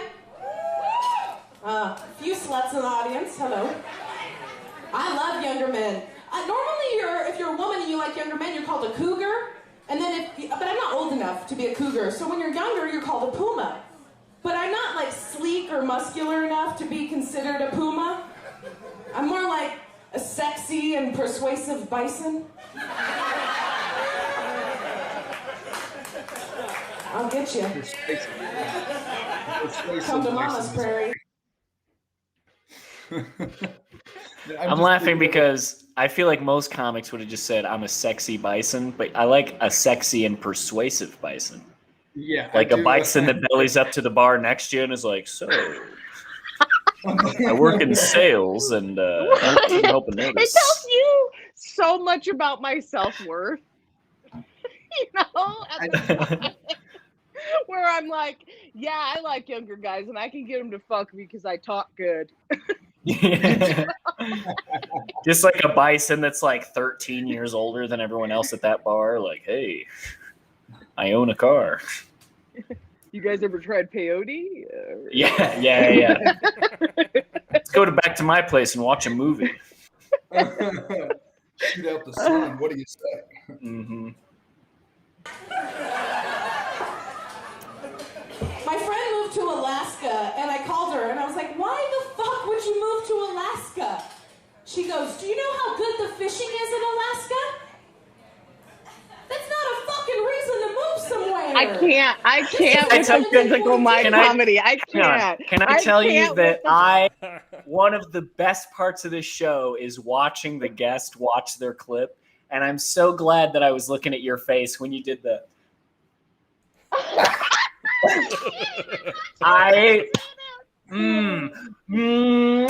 it's like I'm eating at that guy's restaurant. Oh, I'm a 5 stars.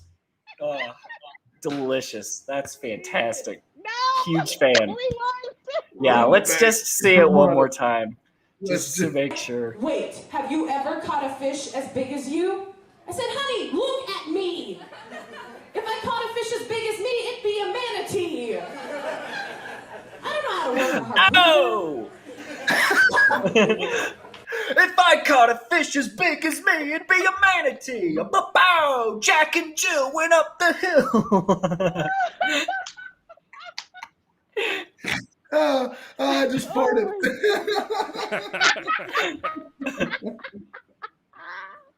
I'm literally dying. This is horrendous. That is a perfect Jozalyn Dice Clay. That's what that Yeah. blazer is. That's what this whole. This is big dice energy. Yep. I've been on a diet recently, and it's actually been going rather successfully, but it sucks because I love food so much. Thank you, Shannon. I love food. I fucking love food. It's terrible. So I have to treat the foods I love like an abusive ex-boyfriend. Like nachos. We had a really good time together, but we're not good for each other. Okay, just one chip, just to see how it feels. Just one. Just a little, just in my mouth. You feel so good. No.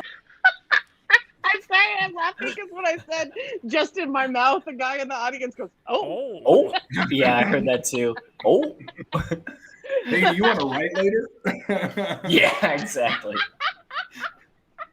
Oh man, I have those some nachos are gonna be screaming at you later. We were in love.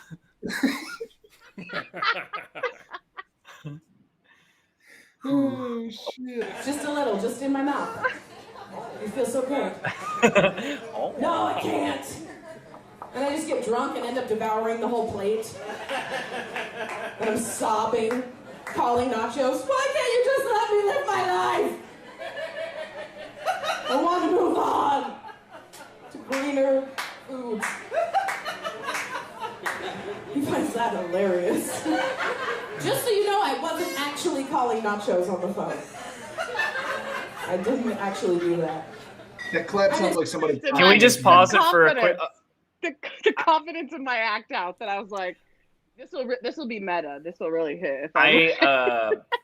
Can I just tell you a quick thing? And Steven, I don't think I ever told you this. And one time when I was younger, I got to see a cruise ship comedian on a cruise ship, which makes sense.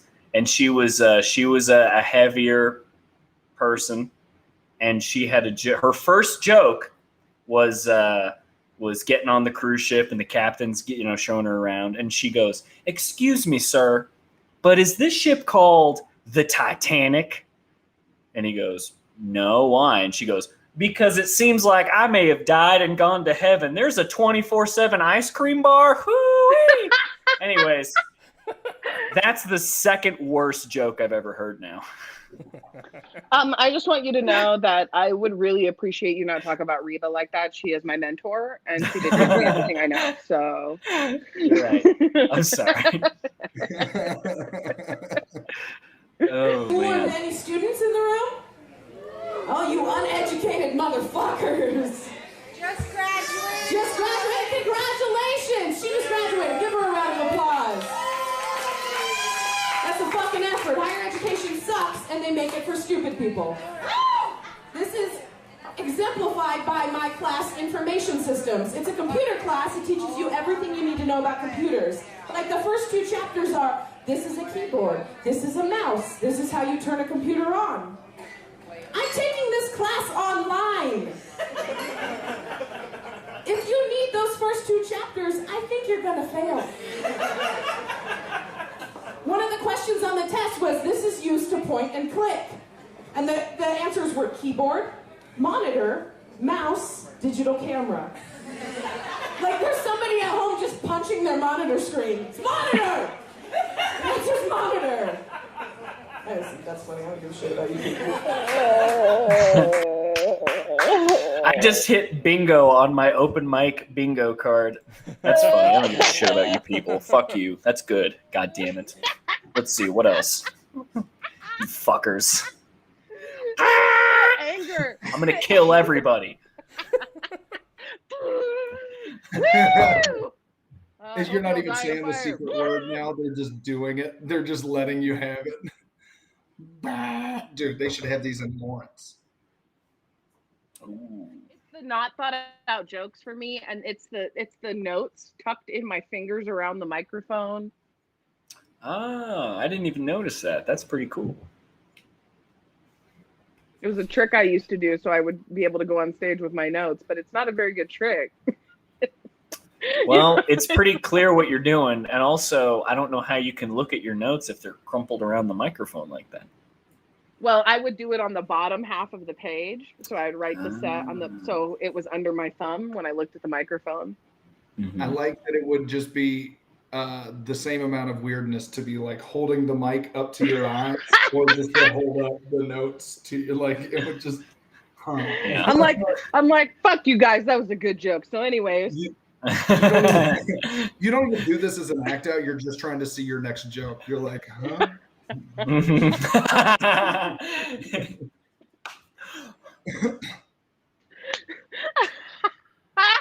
I hate that part of this. I forgot that I used to do cruise ship comedy act outs like that. Like, Yeah. Hey. Instead of laughing so hard. Yeah, that's great. Oh, man. That's wonderful. That's a good question. The bar handed out bows and arrows instead of kazoos. Kyle, you give off a real public shooter energy. I got to be honest. You're Kyle's pumping this whole show. Kyle, you know what it is? Every one of our top fans gives off school shooter energy. It's kind of the culture that we've created here. Yeah, we have two fans. It's sneaking a bow and arrow into a movie theater and Bajinger. I like that he's like, imagine if instead of making noise, they used a lethal weapon on you.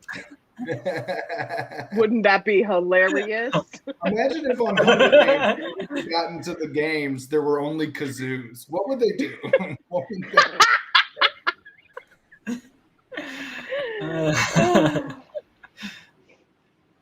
met some bikers the other night. I met a bunch of Mongols, and two of them were named Thunder and Lightning, which I thought was pretty cool. I kind of wanted to have a threesome with them to see which one of them would come first.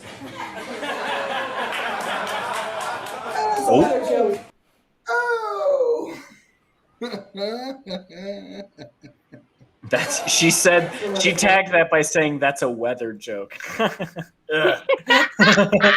That's the worst part of that, if you ask me, by a lot. It's a weather joke. Oh, fuck you, dude.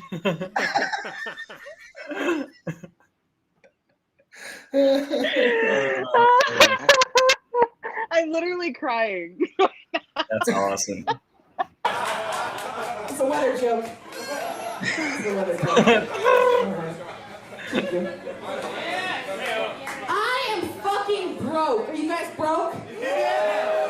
Sucks. I'm so depressed all the time because I'm so broke. The other day I found $20 in the laundry and I was stoked, but then I realized $20 doesn't even solve any of my problems. So I just used the $20 to get shit-faced. Yep. Well then, there was a problem because once the $20 was gone, I was upset and sad again. So I ended up giving a guy at the bar a sadness blowy.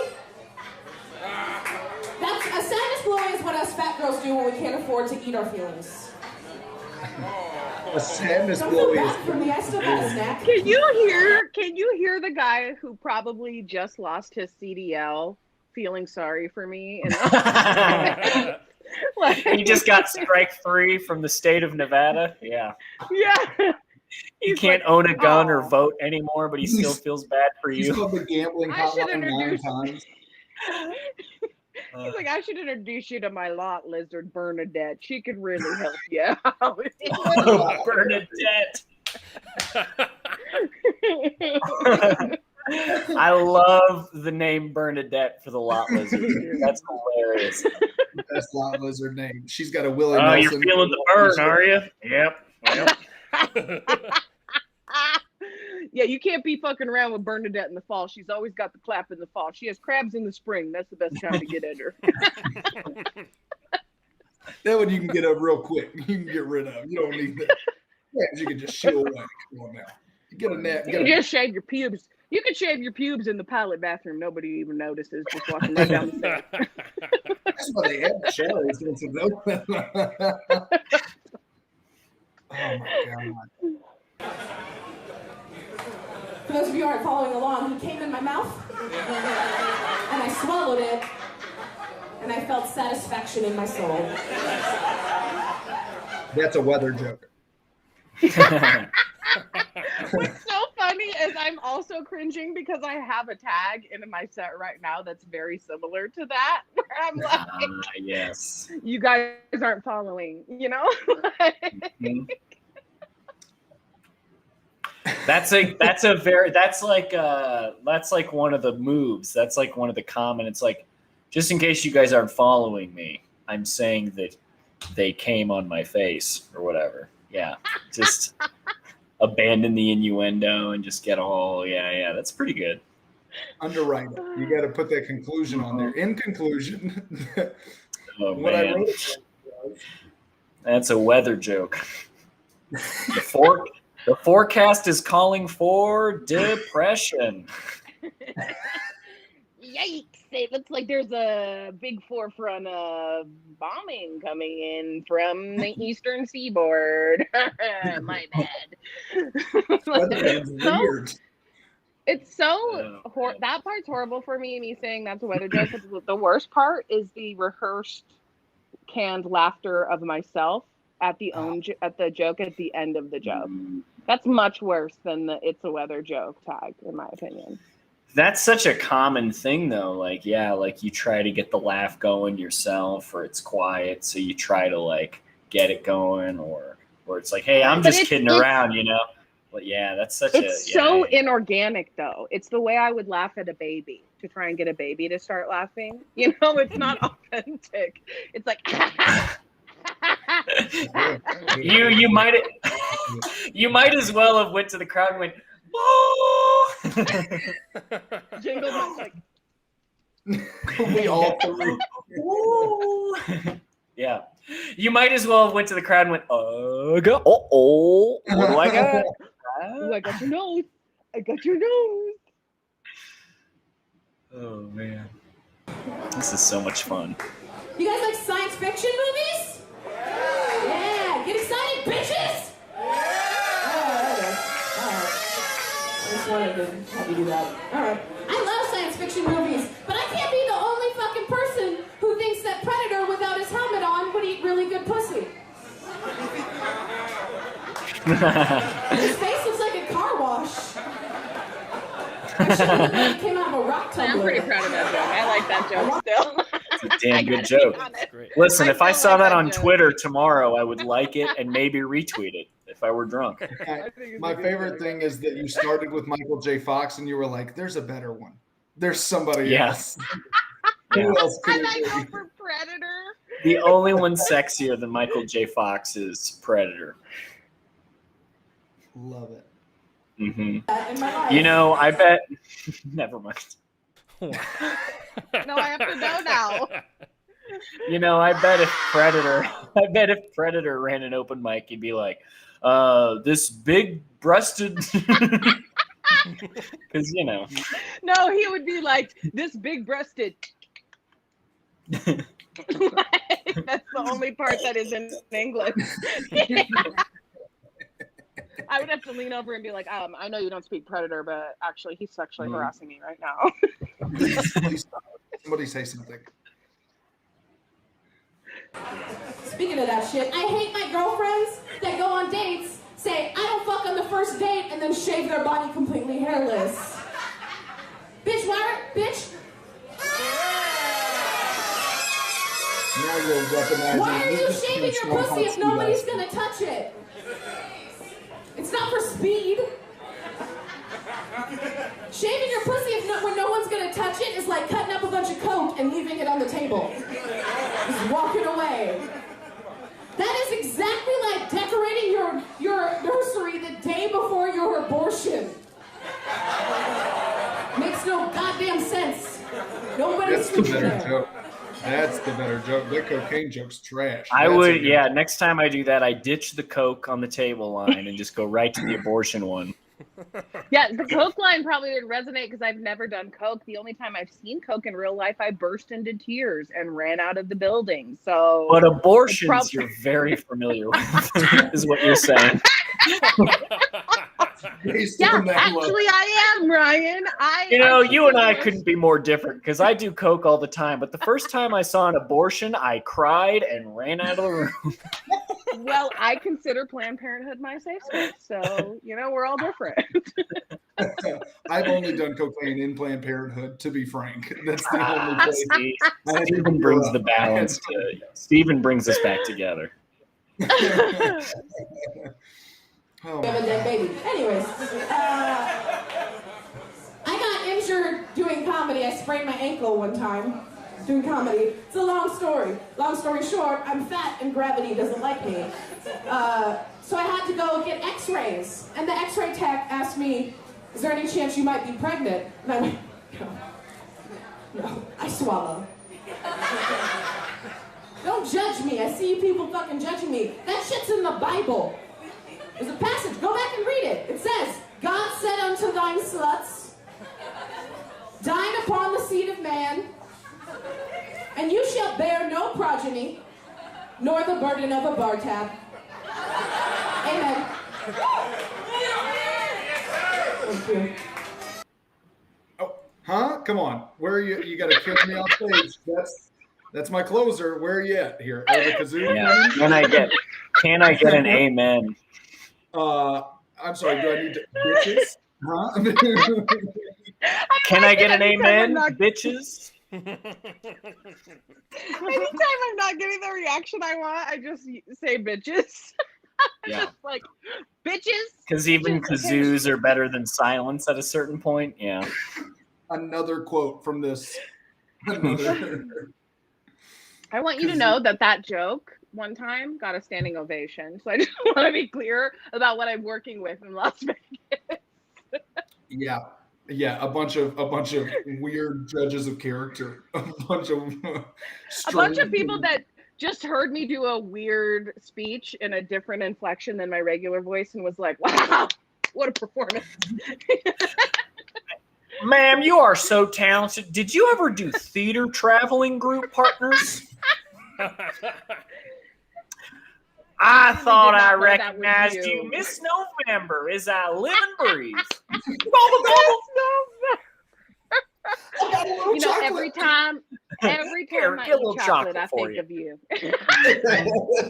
Little Hershey's Kiss, come on. You don't have to be shy, honey. We all know you love chocolate. They're not even in the foil. They're just all in the pocket. Unwrapped. Yeah. 7 pointy Hershey Kisses. Yeah. Oh, shit. Colby.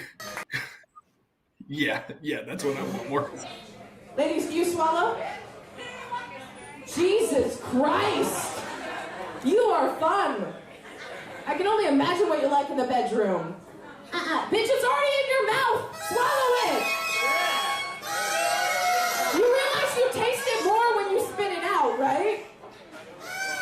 It doesn't make any sense. I'm going to educate you on why you should swallow. You wouldn't spend 6 hours making a gourmet souffle to rinse that shit down the garbage disposal. Enjoy your hard work. Swallowing is a gold star on your book report. It is a high five directly from the dude's balls. You've got a great punchline and a terrible rest. Yeah. Here's the thing about my writing style. It's like a cherry on top of a sundae of shit.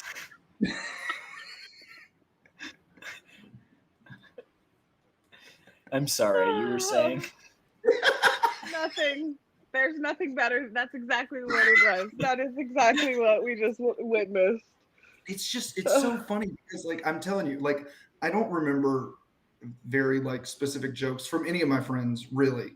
And, when I think about your comedy, what I think about is, confidence, and I think about, fucking, joke efficiency.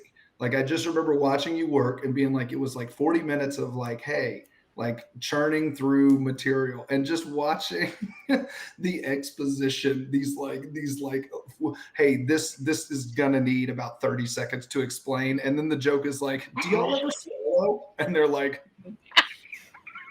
you know what swallowing is? Swallowing, whenever you put the guy's cum in your mouth and then it goes down your throat and then into your body and then you have to shit it out later. Swallowing cum. Have you ever heard of this? You've seen Zach, this? You heard of it?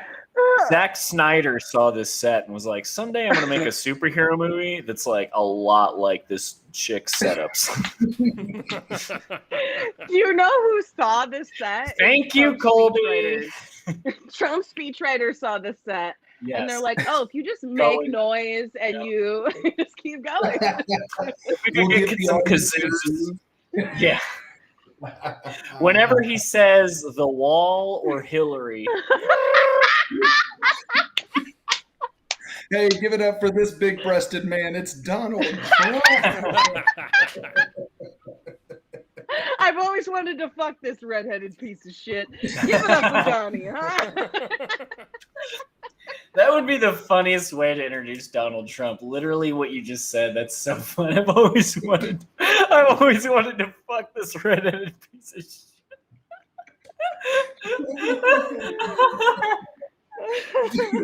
Natalia, me too. This is your favorite episode, Natalia? This has been so Your favorite episode. I'm so happy because I am having the most fun I've had in a very long time. Dude, Natalia has been on like an OG. Like she's seen like everyone. This is a very fun episode. She is literally one of our only fans. We pay her a subscription.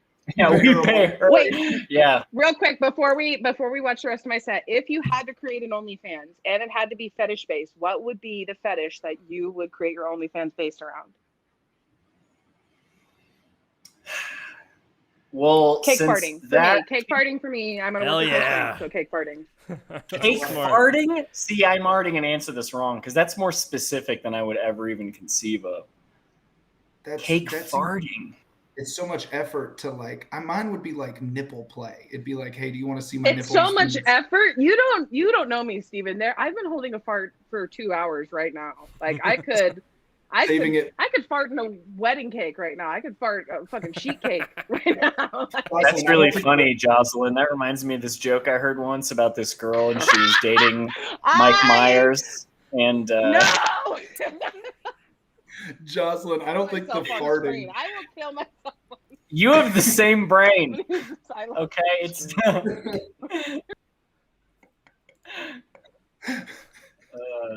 mouth farting.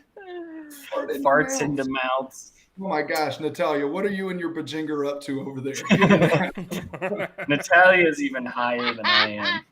It's been clear at this point. Anyways, I was just curious what you guys would reveal, but you guys didn't reveal anything, so I guess we can watch me embarrass myself some more. So that didn't work as a distraction. I'll think of something. I just can't think of anything. I do pictures of my buttholes, but movie themed, like people do with babies. like my buttholes, like you become like the Ann Gettys of buttholes. Yeah. Yeah, like The Godfather. I do one for The Godfather.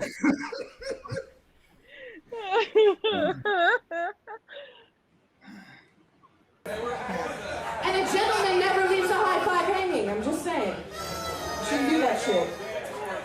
All right, calm down. Somebody's blowing it, and I'm not saying it. Play by the rules. This is comedy, not anarchy. You were hoping. Comedy, you fucking pussy. Can we hear that one more time? Comedy, you fucking pussy. Fantastic. Very good. That's why Colby's the best. We have a buddy who I've been sitting on that for a while. We have a buddy who I guess I would describe as maybe manic. Sometimes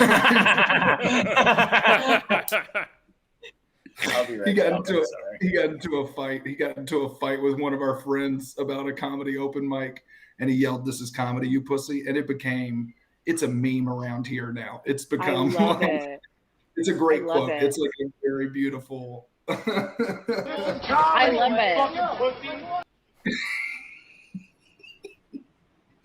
Well, and you know what's funny is like in that moment, me being like, "This is comedy, not energy." That energy was like all theater kid energy driving that line. Yeah. You got the punch, but you don't have the content. You've got like you say it like you're closing out the show, and like it's comedy. It's not anarchy, and they're like, It is. Sure. Great. Awesome. Waiting for the orchestra to kick in. Take us away.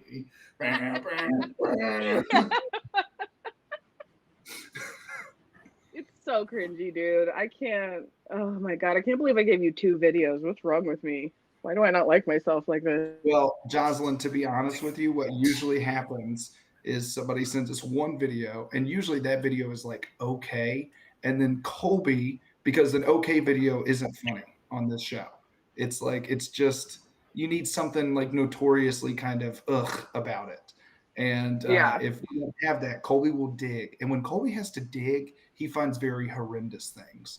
And so you submitting 2 videos is probably great, honestly, for future guests. Perfect. Just follow suit. Like, just, wait. Perfect.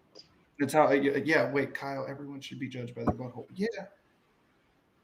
I think that's a good rule of thumb. Yeah. You could do that on our Patreon. It's we'll start we're all right, I know what my kink fetish thing would be. It would be trying to get people to show me their buttholes through elaborate Zoom comedy shows. I'm going to try to bully people into showing me their buttholes. Oh my God. From the chat of a Zoom comedy online experience, like not even in person, just from an anonymous chat box. It can't be in person. If it's in person, it ruins it. You get too close to the action. You know what makes me laugh is the thought of the man. If that existed, the man, what would have to happen to that man for his kink to be so specific? His kink is convincing other people to show him their asshole, but he can't do it in person. He has to do it only like, that's some shit, man. I think about my friend is a fetish model. My friend is a fetish model, and she made a few hundred. No, it's fine. I'll get this out quickly. She made a few $100s making a video for a guy where she pretended like she was abducted by aliens, then came back down to Earth, and then showed her titties, and her titties were bigger, and she was like, the aliens made my titties bigger, and that was the whole kink. And now that's how she's brought up at comedy shows. I sure would like to fuck her. Aliens made her titties bigger. Keep it going for... She doesn't know it, but that's on her IMDb page now. That guy was just a director trying to make a quick movie. That's scene 4. You can never work a kink backwards. Like, as soon as you take a kink and you start trying to be like, well, where did that come from? It always ends in like, I should have stopped up here. I should have just been like, okay. Even you and I have had this conversation. Yes. This is a traditional thing. I theory of where, exactly. No, go ahead. I have that bit about there was a guy that used to come into Verizon, and he was like, he loved feet. And then one day he was like, do you know why I liked feet? And I was like, no, I have no idea why you like feet. And he was like, because when I was 6, I had a babysitter, and she used to take her shoes off, and she used to dabble my nuts. And I had to like look at a 60-year-old man and be like, I think you were assaulted. Like, I think like you were molested. Yeah, the old man was talking. He was like, hey, is this anything? When I was 6. Is there something wrong? I got a guest spot at the Improv this weekend. I'm thinking about trying it out. You think I should? Oh my God. Yeah, it's a gross thing to try and like put in reverse. It's like, why are you into cake farting? It's like, who ruined your birthday? What happened? Yeah. Like, he got in trouble on his birthday, and his mom had like a horrible like anger episode and was like, this is the birthday you want? This is the birthday. And she's like smacking it in her ass and like, rage farting. Rage farting. Mom, I wanted chocolate cake. Oh, you wanted chocolate cake. Chocolate cake. Did y'all give you a chocolate cake? I love that you were finally like, you know what? I got one in the barrel. I'm fucking using this shit. That's so funny. Natalia's right. This is our best episode. Rage farting. I love it. How much more time do we have in the noisemaker clip? Is it 3 minutes? 3 minutes. Oh my God! Let's just keep going. Fuck it. Yeah. I was watching this show called Say Yes to the Dress. Have you ever seen it? Stupid. It's a fucking stupid show. It's on TLC, and it's just girl after girl trying on wedding dresses, looking for their dream wedding dress. Aren't I There's quirky? an edition called Big Aren't I Bliss. quirky? I watched the wedding show, but I hate it. It's stupid. I'm so quirky. I'm quirky. Joseph Gordon-Levitt should love me in a movie. I'm so quirky. I don't even like weddings. All of the comics do that, like it zaps shows. As you did this earlier with the student thing. You're like, do we have any students in here? And they're like, yeah. And you're like, college is fucking gay. You're just like for no reason. Does anybody like say this to a dress? It's the first time they've been like. Yeah. I also just love like the rhythm of a set where you do like 4 minutes on swallowing cum, and then are like, "Have you guys seen the wedding dress show?" Oh, it's so dumb. Woo! Yeah. I have a fucking migraine from laughing so hard. I'm gonna die. Oh my god. Hopefully, this is better than the Zoom show you did earlier. The Zoom show was great. I was horrendous. Everyone else, and then I was the last one, and they were like, "Best for last," and I was like, "Challenge accepted." They were like, "Hey, dressed for laughs," which, by the way, is a festival in Montreal, but not one as well as. Oh, the comedy festival in Vancouver. Oh wow, you got new nipples on Breast for Laughs, or like new nipples. Oh man, I'm fucking losing it. To be at least 300 pounds to be on this show. This is 300 plus pound women putting on skin tight silk chiffon wedding dresses and going, I don't understand. I just want to look beautiful on my wedding day. It's a dress, not an invisibility cloak. We can big see bully you. energy. Big bully energy. I'm like at the point where like I'm forgetting that the clip we're watching is you, so I'm just like, look at this dumb bitch. Can we stop watching this stupid cunt that's dressed like a David bridal manager? Oh, is this Bon Jovi mom gonna tell more jokes?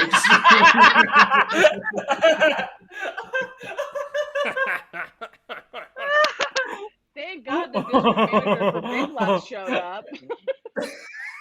Big Lots. Man. Oh my god. Bon Jovi mom made my neck hurt. I swelled up like a frog. That's so funny. I used to date a comedian. Ugh. 2 comedians in a relationship is the worst relationship you could ever have, Phil and Courtney. We get to hear the joke again. It is though, because comedians fight a different way than normal people do. Like he would piss me off and I'd be like, your jokes aren't fucking funny. And he'd be like, you bitch. That's the comic. That's just that guy. I cannot.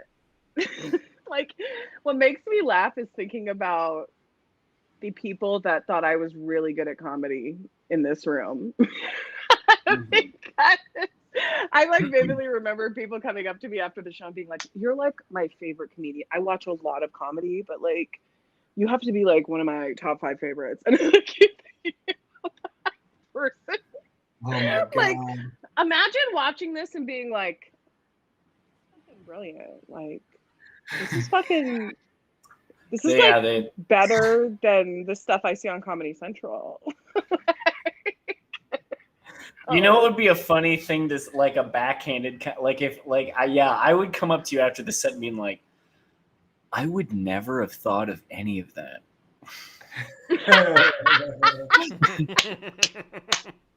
That's a good one. That's every Colby set. Every Colby set, somebody comes up to you and goes, "Never would have thought of that." I could never do what you do. I prefer. I could never bring myself to do what you do. I had people, this is going to get off track, but I had people that went to a show that Colby was on like last week. And they said that there was like 3 pretty girls like sitting in the front row watching Colby, which is like, a mad scientist just yelling at people. And they said that they were like, we have to go talk to him because one of the girls knew you and was like, he's actually very sweet. And they were like, there's no fucking way. So they were like, we have to go buy him a drink or something and talk to you. And then you were like, hey, how's it going? What's up? And they were like, oh, fuck. They were all disappointed. They were all super sad about Damn it. I just don't. It just is a good reminder that the way you are perceived is not up to you. Like it really isn't. Like people perceive you however they're going to perceive you, no matter what. And at whatever time they see you, like there's nothing you can do. There was a girl, I opened for Rich Voss here in Vegas, and there was a girl who came up to me, and I feel like this happens all the time after. I mean, my favorite is when women are like, I hate female comedians. Like I can't. Can't stand them. Hate them. Hate them. But you though, you're like the best. I'm like, no. Like, don't do what this. are you? No. And somebody like came up to me after a set one time, and it was after I opened for Rich Voss, and she was like, oh, I wish you were on the show longer. I could not listen to any more of his toxically masculine energy. I was like, so I'm your affirmative action laugh? Is that what's happening here? I'm your diversity laugh? Like you just want to make sure that you check all the boxes? Like I was like, you know that's like one of the best comedians that's working today, right? Like he's important. And she's like, well, you don't understand because I have mixed kids. And I was like, what is happening? How is this spiraling out of control so bad? Like, this lady's kink is crazy. But then I realized she perceived me as an ally. She perceived me as somebody who was like on her side because at the time I had like half of my head shaved and a bunch of facial. I looked very like feminism and like not that I'm not, but it was just I just found it to be an interesting like moment in life where I was like, oh, you can't choose how people see your set. Even though I was up there being like, my asshole, am I right? She was like, you're a feminist. Yeah. And also similarly, if you ever find yourself defensively saying, well, I have mixed kids, you're also on the wrong, your heart is in the wrong place. I don't know what you said before, but I know it was wrong. Yeah. Oh my God. I don't know. Can we? Yeah, that's what I would reply with. Yeah, I faked every laugh. Does this sound familiar?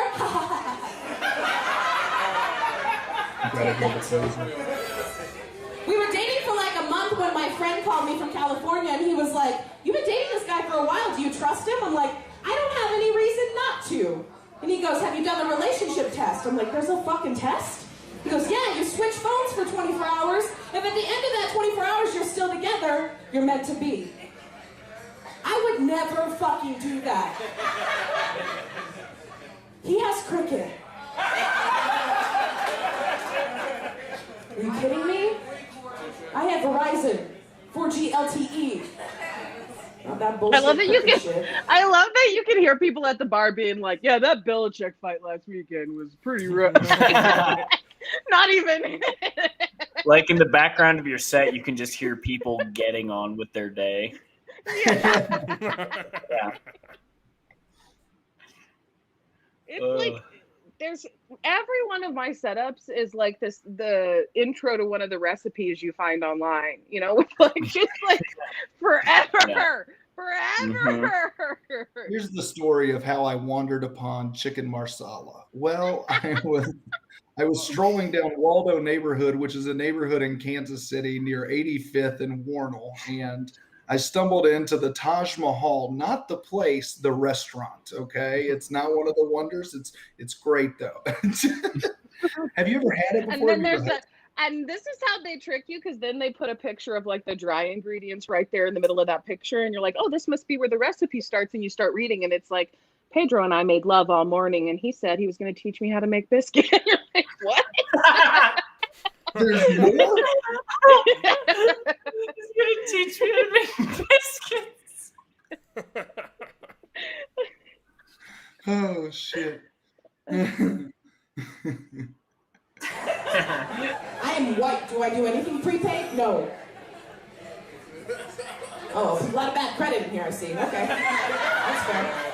I have Nothing like a job. credit Okay. race joke. To It's really... okay, I got mixed kids. I can say half of that joke. This blazer screams, I have mixed kids. It's screaming. The blazer and the rhinestoned eagle on my shirt screams, I have mixed kids. God, Oh Real my Housewives I have of mixed Reno, kids. Nevada. I have mixed kids and I have internalized racism, so I don't know how to do their hair either. So, like, that's what that outfit for me. I only take them to white barbers. Yeah. Really take them to white barbers. They all got fried blowouts. They all just Anybody with tattoos in the house? Yeah. You guys probably hear this question all the time. It is my least favorite question on the planet. How are you going to feel about those tattoos when you're 80? Oh, when I can't remember my husband's name and I can't get out of bed without shitting myself? I'm going to give a shit about the art I put on my body? When you're 80, are you going to be upset you're still an insufferable cunt? Get out of my room, Mom. Hi. You guys have been awesome. I'm Jozalyn Sharp. Have a great night. He comes back on stage and he's like, I don't want to fuck her anymore.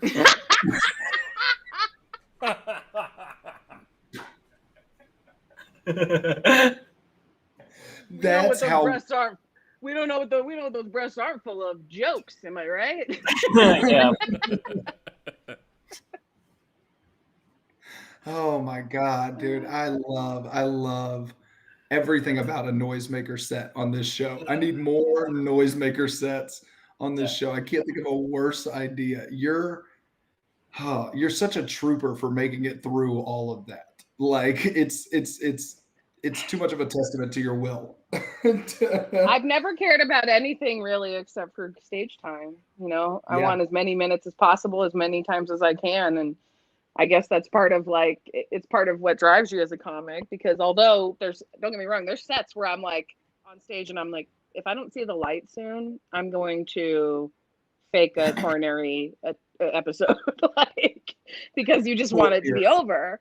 But even when it's over, then I'm still like, I wish I could go right back up and fix that. You know, I wish I could, it's like, that's the only place I really want to be all the time. It is been that way for the past 8 years of my life. So if somebody wants to blow kazoos through my whole set, then I'm going to see if I can make people laugh while they blow kazoos through my whole set, I guess, There's nothing more fun than the challenge of trying to get just any laughs from anybody at any time, even if it's one person that's dead on the front row or 9 people with kazoos in the Raiders bar. It's like, it's just whatever the, Trickey has a great story about opening for an Elvis impersonator to like a conference hall filled with very old septuagenarians.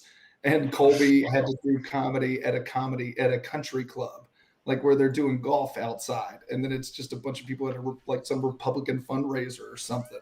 And I get booked for the Midwest a lot, and one time I got booked at the Oklahoma Music Hall of Fame for an event, and it was me and this other comic. We show up, the entire front row of like 20 tables is full of the Red Hat Ladies, which, if you don't know what those are, it's a pretty conservative group of old women. So turns out, actually, great crowd. It was a really fun set. Afterwards, I'm like outside smoking a cigarette, and I'm just like relieved that these Red Hat Ladies were in on all my, degenerate, fucking horrible thought processes. And one comes up to me, she leans over, she goes, don't feel bad, honey. I'm 76. I got to pull a titty out of my armpit if I want it sucked on. And I was like, My lady. Yeah, I was like, okay. Okay, You're like, Ethel. let me see. Is that, can I, you know what? Gertrude. That's my fetish website. That would be mine. Women pulling their titties out of their armpit. Wow. If I want it sucked on.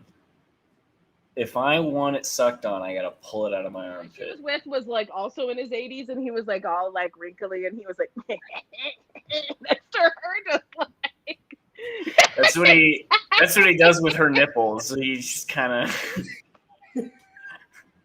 like a cigarette. Yeah.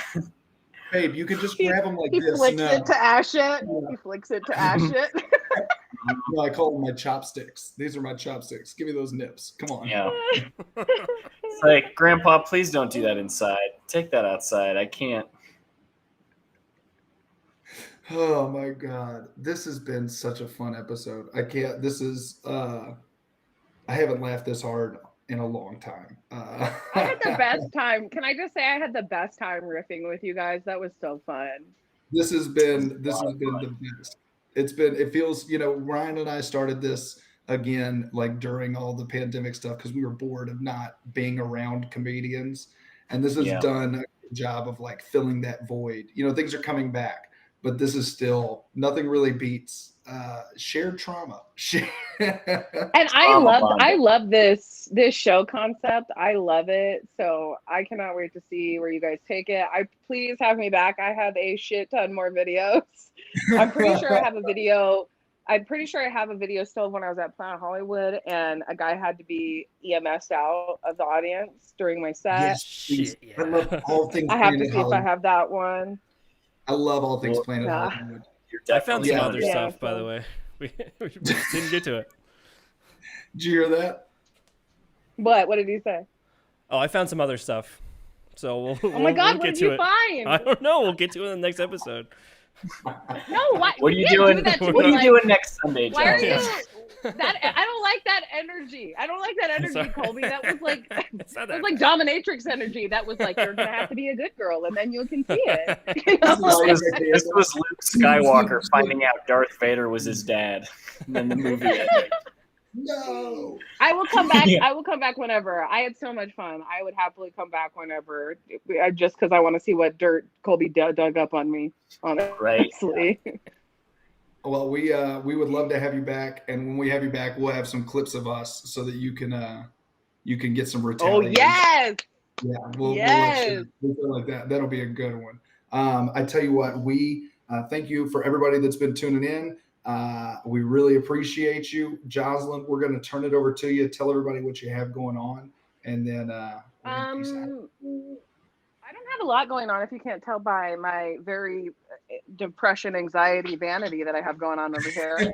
But you can go to JozalynSharp.com, my first and last name, and you can find live shows. I'll be hopping between Denver and Vegas for most of the first part of the year. I'll be in Denver May 6th and 7th. I'm doing a show at First Draft on the 6th, and on the 7th, I'm doing Penalty Box Comedy. And then there's a bunch of other dates, so definitely go there. Please follow me on social media. Follow me on TikTok if you want to see me smoke weed and twerk in my kitchen. And then my podcasts. I have 2 podcasts, Rise to Offend. That's a documentary podcast about offensive figures in history if you like documentaries. And then Metal Sucks, where we interview metal bands from all over the world. Last week we had Gojira members on to talk about their new album. So yeah. Hell yes. Well, thank you so much for hanging out. This has been such a fun episode. What the fuck is this? I ain't following you. What the fuck is this? Fart for me. For me. Please. Yes, What is fart, happening? What is happening? What is happening? What's See going how on? hard it is to be a female comedian? Do you see how hard it is to be a female comedian? Not even virtually. Somebody's into Ryan's kink. Just show me your virtual butthole. Wow. Steven looks high as fuck. He must think I'm Steven.